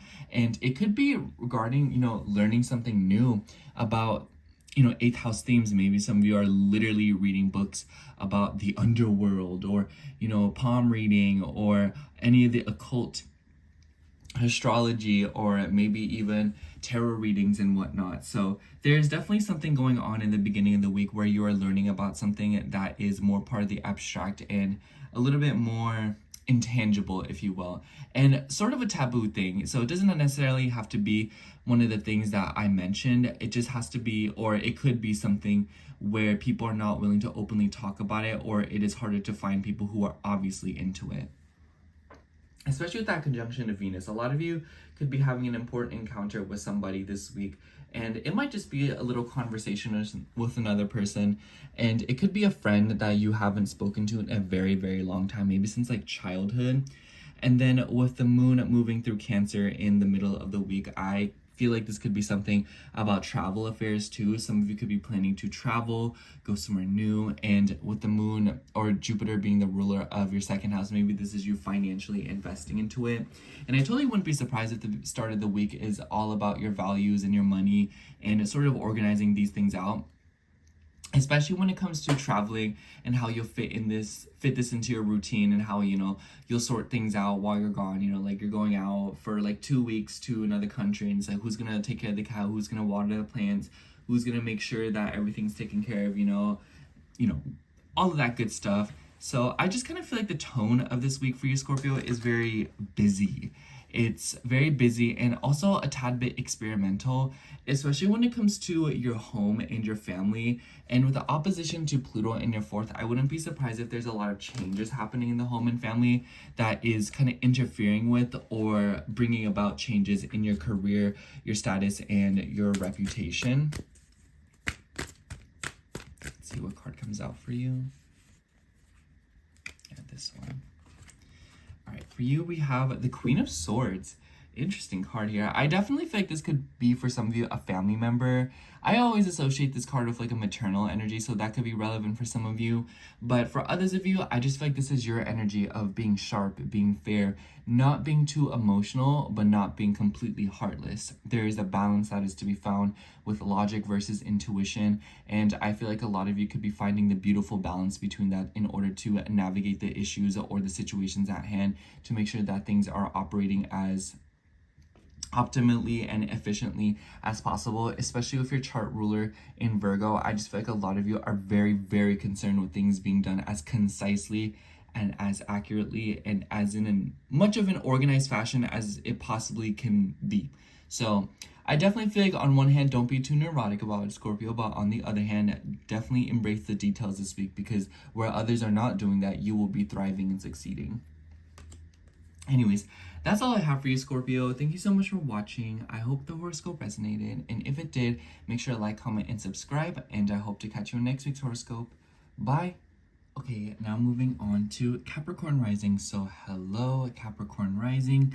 If you are seeing this, this will be your horoscope for July 21st through July 27th. the highlight of this week, Capricorn, sorry, my brain went empty, is the new moon in Leo that will be taking place on the 25th and in your 8th house.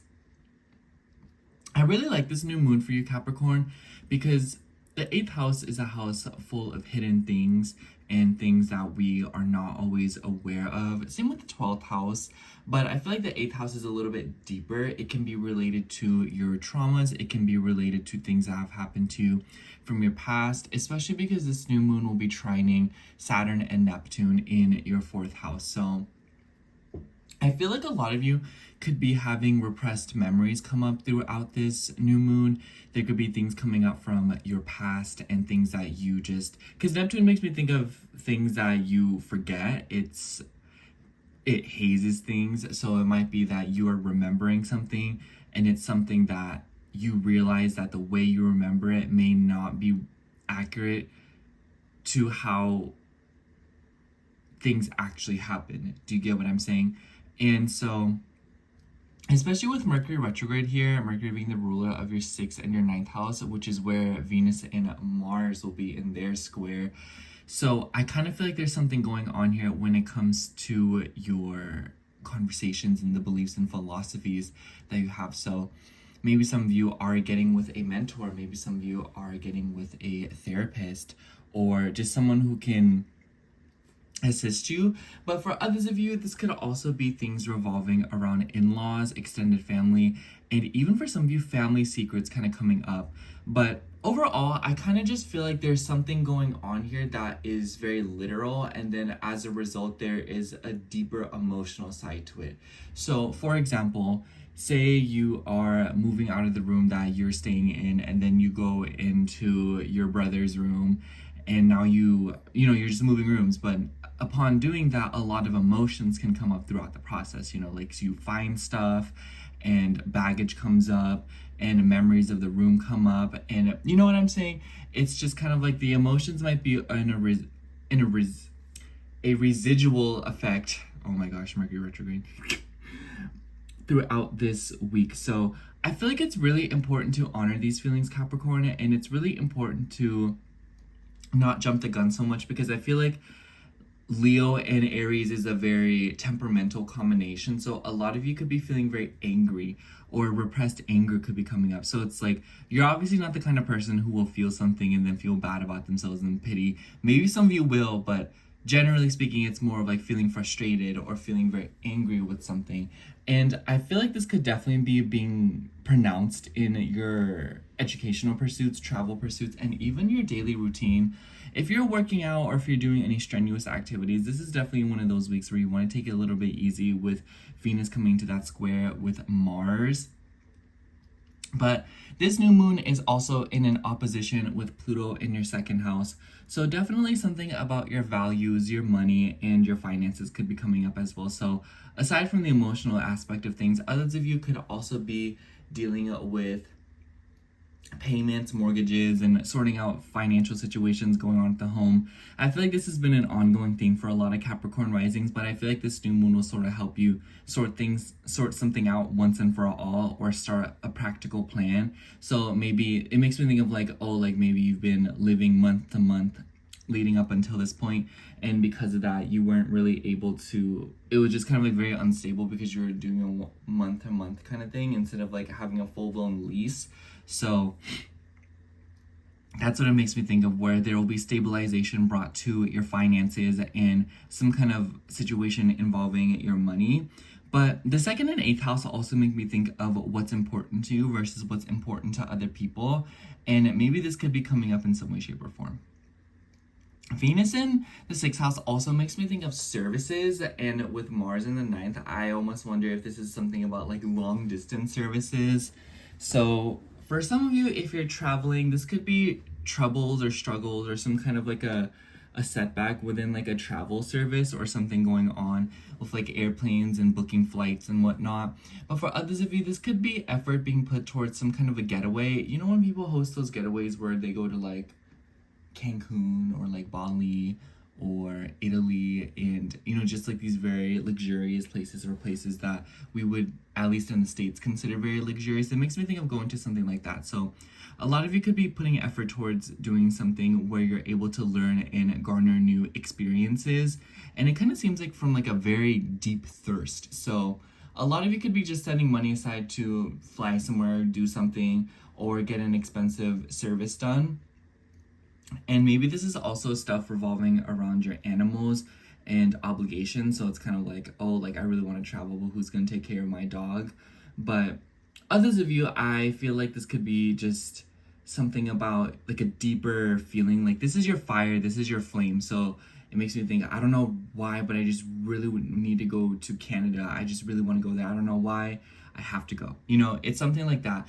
And it doesn't have to be a place that you're trying to go to. It could be a goal that you're trying to accomplish, especially since Venus rules your 10th house, and that's a house you're very familiar with. And so a lot of you could be dealing with, wanting to set out for a specific ambition or a career matter. And maybe you're doing so through changing your routine, your workplace, and maybe even something about your skill sets and what you know. So all this mercurial energy makes me think that a lot of you are probably having to double back and learn something about your talents and what you're capable of, especially because that's what Mercury and Leo makes me think of. It makes me think of talents. And Venus rules your 5th house. So in some way, shape, or form, children could be involved in some of this.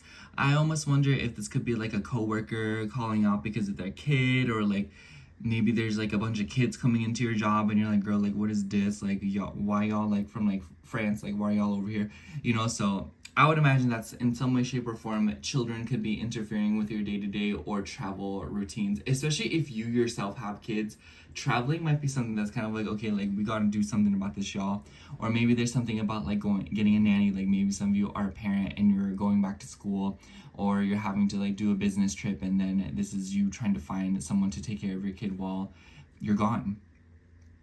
And especially in the start of the week, because in the first chunk of the week, the moon will be moving through Gemini and Cancer, and the moon will charge through Uranus, Venus, and Jupiter. And so there's something going on here with your relationships and your day-to-day routines. I feel like the beginning of the week will be very busy for you, Capricorn. When the moon moves through Gemini, and with the sextiles, the planets in your 4th house, a lot of you could be running errands and doing stuff for your home, especially with the squares to Mars.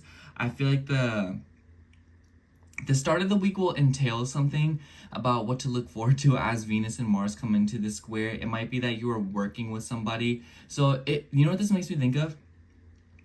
It makes me think of like being at work, and then you're like, oh gosh, like Kathy's calling off on Friday, like what are we gonna do? And then your coworker comes up to you and you're like, girl, like did you hear about Kathy calling off work? And you're like, yes, oh my gosh, what are we gonna do? That's what it makes me think of. You might feel like you're alone in a problem, but then when the moon moves through Cancer and Gemini, it might be that someone comes towards you and they're like, hey girl, like did you hear about that? So assistance is coming through to you. I definitely think that Jupiter in your 7th house, people want to assist you, people want to take care of you and nurture you and just be there for you. So I just kind of feel like there's this vibe this week where it's like, if you make your problems known, or if you make it known that you wouldn't mind assistance, people will come through and people will be willing to lend you a hand or do whatever they can for you. And I feel like it isn't so much about the day-to-day life this week, Capricorn. It's more so about the deeper emotions that will kind of get ruffled up as you are navigating the day-to-day. It's like this week might feel different just because you yourself feel different. You know what I mean? Anyways, let's shuffle the cards and see what comes out for you.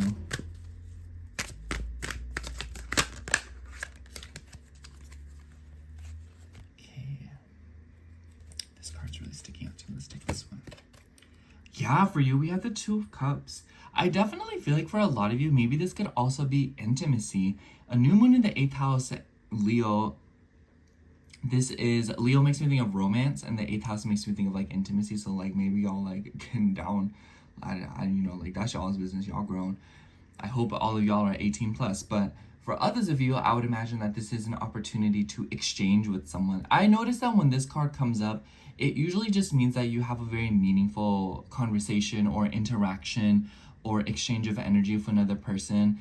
And obviously this can range from a variety of magnitudes. So I feel like the point is that a lot of you could be connecting with another individual this week that is very significant, or you'll have a flurry of connections and interactions that will be very important and will bring up emotions to the surface. Anyways, that's all I have for you, Capricorn. Thank you so much for watching. I hope the horoscope resonated, and if it did, make sure to like, comment, and subscribe, and I hope to catch you in next week's horoscope. Bye! Alright, now moving on to Aquarius rising. So hello, Aquarius rising. This, if you are seeing this, this will be your horoscope for July 21st through July 27th. Honestly, Aquarius, so the highlight of this week is the new moon in Leo that will be taking place on the 25th in your 7th house. And I gotta be real with you. I feel like you guys are gonna feel this new moon pretty strongly, because I feel like Aquarius risings have been low-key dealing with a lot of other people in some way, shape, or form, especially when it comes to your relationships. Whether you like to admit it or not, Aquarius, you have a very active love life, or you are just sort of always out in the dating scene. Like, you just always seem to have one foot in it in some way, shape, or form, even if you don't want to, because of Gemini and Leo ruling your 5th and 7th house. Like, girl, like, that is a lot of playtime. And even if this isn't about your romantic relationships, I definitely feel like there is some sort of inspiration or desire to influence others with this new moon because of Pluto in your 1st house. I've been saying for weeks, and honestly, I will continue to say this throughout Pluto in Aquarius, where you're getting the 1st house treatment, you know, where you're being called to speak your truth and to find power in saying what needs to be said, saying what nobody else in the room wants to say. And I feel like this new moon will be highlighting that, but it might be that there is a new beginning happening in a relationship, and it's really important for you to go in speaking your truth and saying what you need to say and what you want to say and all of the above, because filtering yourself might hinder the energy and full potential of this new moon. And that's what I want to say to you. I feel like what you should know is that in order to maximize the energy of this new moon, to find commitment and to find relationships over the next 6 months, it really is based on being able to be honest about how you feel and what you believe in, and being more blunt. The right people will simply find you, and the right people will simply gravitate towards you. You already know that probably, but I would imagine that you would want to hear someone else say that. And I also want to say that a new moon in the 7th house could denote something about new relationships, signing contracts. I feel like with, especially that is trying to Saturn and Neptune in your 3rd house, maybe this is signing a lease, or maybe something about a car. So maybe some of you are going back and forth of like a car being repoed, or maybe you are, by the way, I really like that word. It's not a good word, but repossessed just sounds so cool. Like I could write a book about that word. But I just kind of feel like there could be something like that going on. You know, Saturn, as you know, restricts. So, but it is trining the new moon, so I feel like this is a beneficial energy, especially with Mercury also retrograde here.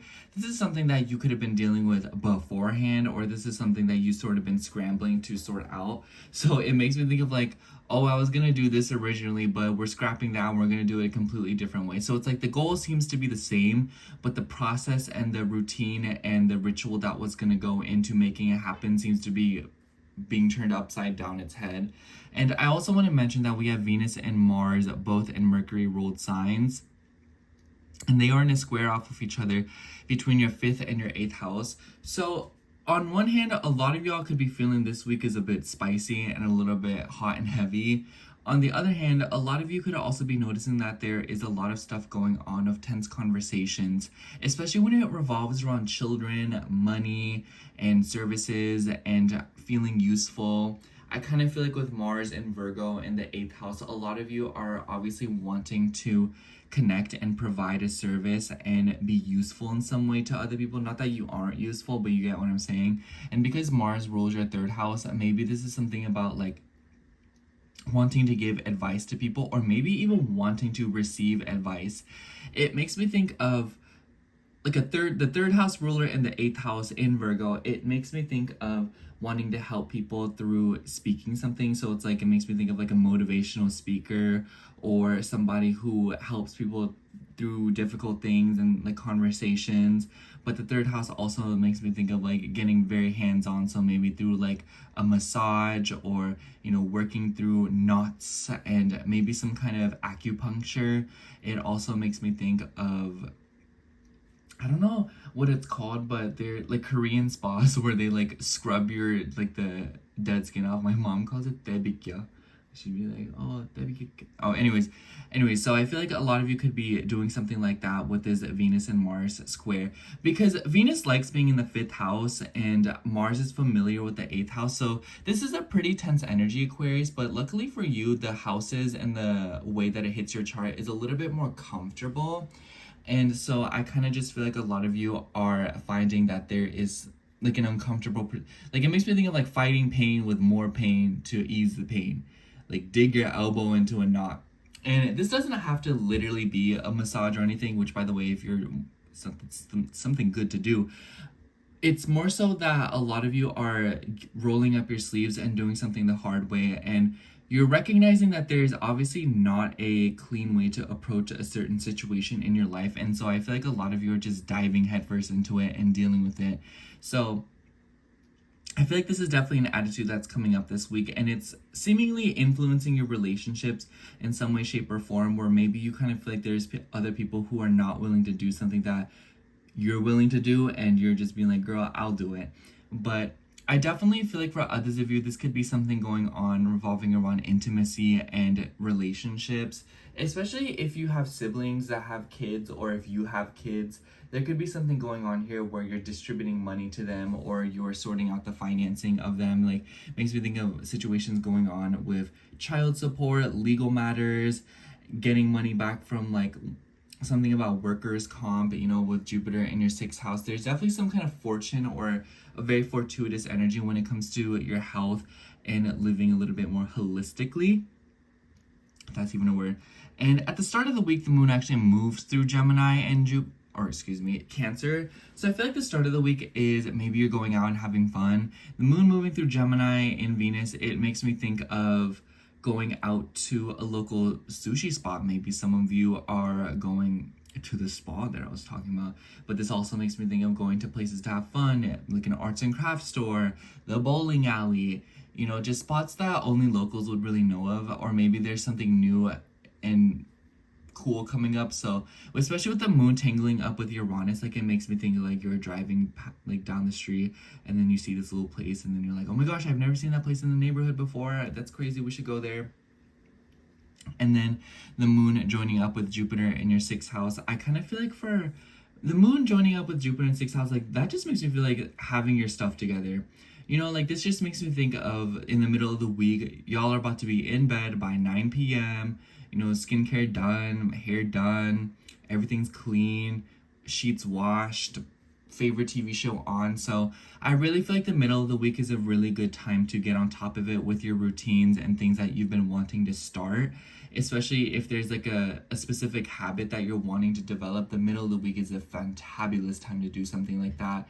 But I also just feel like the middle of the week will feel very pleasurable, or it could be that you are receiving assistance and maybe you are connecting with community and other people for nurturing, because Jupiter does rule your 11th house. So it makes me think that a lot of you could be leaning into others, or maybe even the internet or some kind of like social circle that will bring you nurturing and services. But overall, I also feel like this could be finding comfort in friends who are wanting to help you and lend you a hand. And then leading into this new moon, I kind of feel like maybe something that starts very innocently this week could lead into something more serious, or just having more fun. And overall, I just feel like new moon in Leo could bring a lot of playful people into your life. So keep an eye out for that. Keep an eye out for people who want to have fun like you do, and people who match your energy with relationships, attention, giving attention, and being bold and honest. Anyways, let's see what card comes out for you. Just gonna pick one random. I'm gonna close my eyes actually. My eyes are closed, I swear. Let's see. Ooh, for you we have the Empress.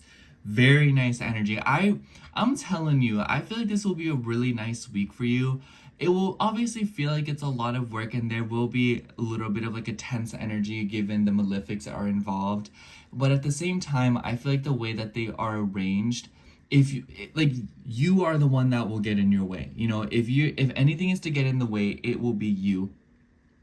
Because Pluto in the first house, it gets in its own way a lot of the time. You can ask me. I have Pluto in the first house nearly.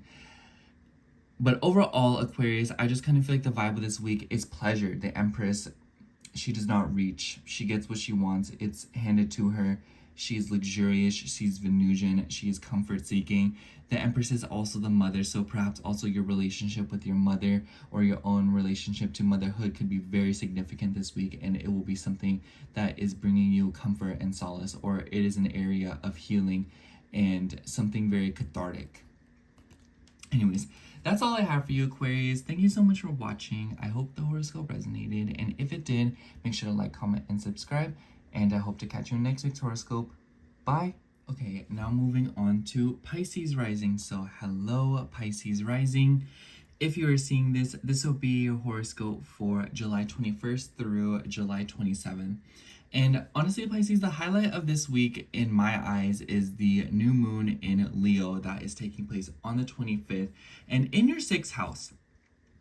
I like this energy for you because I feel like a lot of Pisces have been craving structure in their life, or you have been wanting some sort of like recognition, because the 6th house itself makes me think of work, it makes me think of services, it makes me think of routines.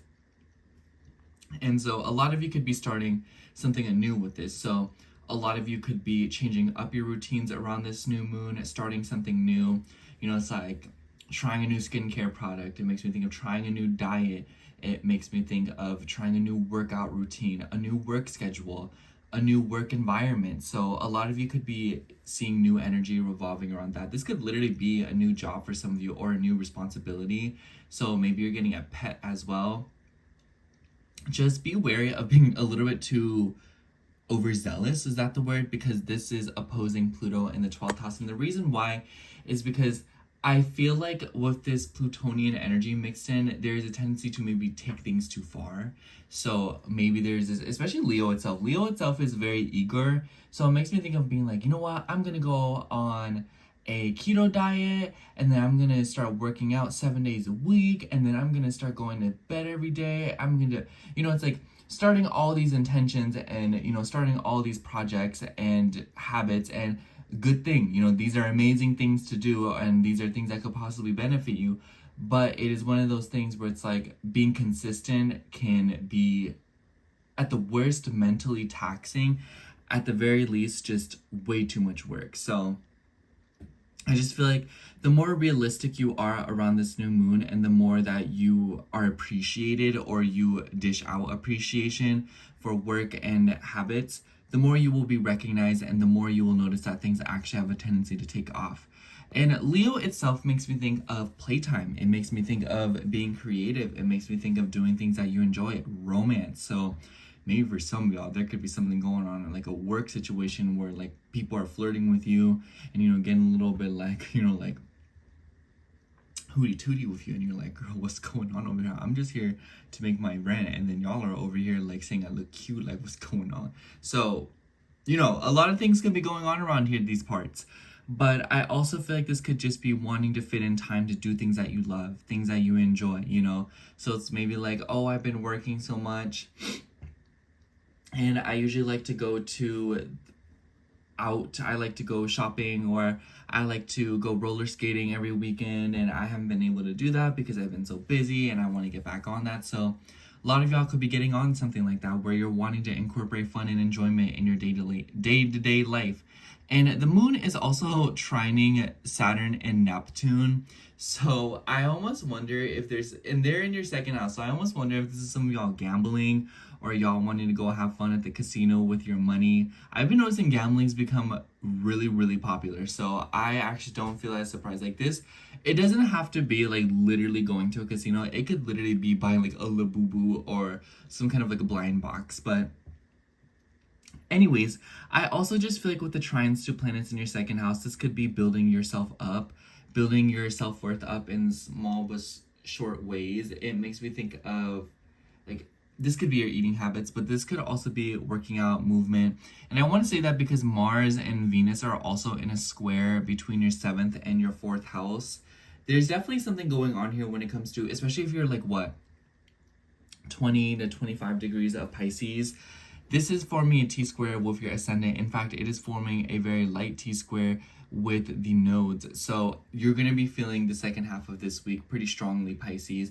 And honestly, the beginning too, because the moon will charge through Gemini. So the beginning and sort of like just the whole week, just say the whole week.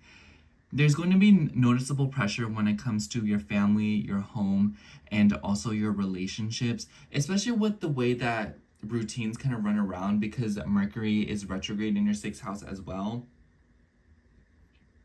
So I almost wonder if your routine's changing because of another person moving back in. Maybe this is your partner that you live with and maybe they work the night shift and you work the morning shift, and this is you kind of having to be like, okay girl, like I don't know what we're gonna do, but we're gonna have to sort something out. So, and this is obviously something that's probably like a long time coming, in the sense that this is something that you're probably used to or something that you're kind of having to go back to. So say it's like, oh, I used to do my laundry at night instead of the morning, and then because of all the things that have been going on, I've been doing it at night again, you know? So it's like a lot of you could be doubling back on your routines this week in some way, shape, or form because of another person. Or it might be that a lot of you maybe are opening up a business or some kind of service, or you're trying to do a favor for another person because of the 6th house energy, and then the 4th and 7th house squares, but then the ruler being in the 6th house. So maybe some of you are trying to do a favor for, maybe you're house sitting, maybe you're dog sitting, maybe you're literally babysitting, especially with the moon charging through Cancer in the 5th house in the middle of the week. So there could definitely be significance revolving around children in the middle of the week as well, whether it be that you're helping children or you're working with children, or your career will involve children kind of being around you, whether it be you just like work at a store and then a bunch of kids come in and you're like, girl, what's going on? But this could also be for some of you, like maybe you're a teacher, maybe you're trying to set intentions for working at a children's clinic or something like that, you know? So I definitely just feel like overall the vibe of this week for you, Pisces, revolves around like sorting out the boring stuff and then trying to find the fun and the enjoyment in the boring stuff. So it's kind of like, that's that grown energy where you're like, oh my gosh, like supper before 7 p.m. That's crazy, y'all. Like this is too good, you know, instead of like supper at like 1 a.m. So a lot of y'all could be on something like that. On the other side of things, I also feel like this could be about learning new skills to feel more confident in yourself with the trine to Saturn in your 2nd house. It makes me think of like wanting to pick up new habits, new talents, and new sets because you want to feel more valuable, whether it be in your career field, whether it be because you have to for your career field. But for others of you, this could just be you wanting to learn new things because it makes you more valuable, you know? So it's like, oh, like I want to learn how to knit. Oh, I really want to learn how to paint, or I want to learn how to draw and stuff like that. I also want to say that this could be directly linked to your household. So Venus in the 4th house wants to beautify the home. It wants to make the home more comfortable. Some of you could be getting to like a brush of conflict with a family member over something, maybe like a woman, because Gemini makes me think of immediate family. So maybe this is like an aunt or a grandma or a sister-in-law, or maybe even a daughter. But for others of you, I feel like this could just be, because Venus in the 4th, it makes me think of wanting to make your home more comfortable, and then combined with Gemini, makes me think of adding funky gadgets, making it more like maximalistic, is that a word? Making it more pattern, making it, so it's like, it makes me think of like, if you live in like a beige, boring house, this is you wanting to paint the walls, add cute rugs, fabrics, and making it more cool. And I feel like with the square to Mars in the 7th house, maybe this is like another person being like, girl, I don't know about that. For others of you, Venus is in the 4th house, which is the past, and Mars is coming into a conjunction with the South Node in your 7th house. So I almost wonder if some of you are going to have a brush with someone from long ago. I almost wonder if this is you having a conversation with someone whom you haven't had a talk with in a very long time.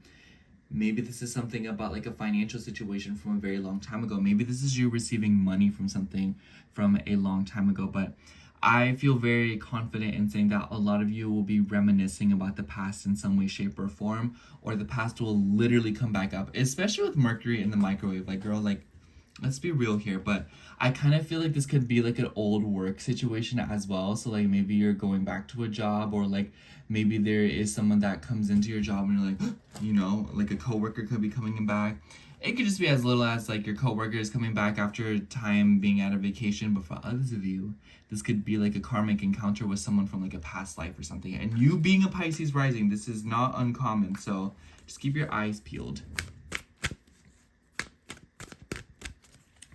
Speaking of eyes peeled, I'm gonna close my eyes and pull the card for you. Okay, this one. So for you, we have Judgment. Yeah, what a powerful card. I feel like a lot of you could be just thinking a lot. Like, I just feel like a lot of you are pondering. A new moon in the 6th house definitely makes me think that there's like a sense of meditation. So it isn't necessarily that you are just like laying down, like daydreaming. Maybe some of you are. But I feel like a lot of you could just be in this vibe of reassessing a lot of different aspects of your life. And it is probably uprooting your family traditions, your home, and your deeper emotions, your self-worth, and your values. But on the other hand, be careful of being a little bit too critical of yourself. Be careful of being too hard on yourself. Be careful of being too harsh on others. Take it easy around this week, because Judgment reverse can indicate that you are being a little bit too judgmental or criticizing, and sometimes we can do without that energy, and it will allow things to flow a lot more smoothly. Things are getting done as efficiently as they need to be, and the more you trust that, the better off you'll be, and the more you'll actually see that. Anyways, that's all I have for you, Pisces. Thank you so much for watching. I hope the horoscope resonated, and if it did, make sure to like, comment, and subscribe, and I hope to catch you in next week's horoscope. Bye!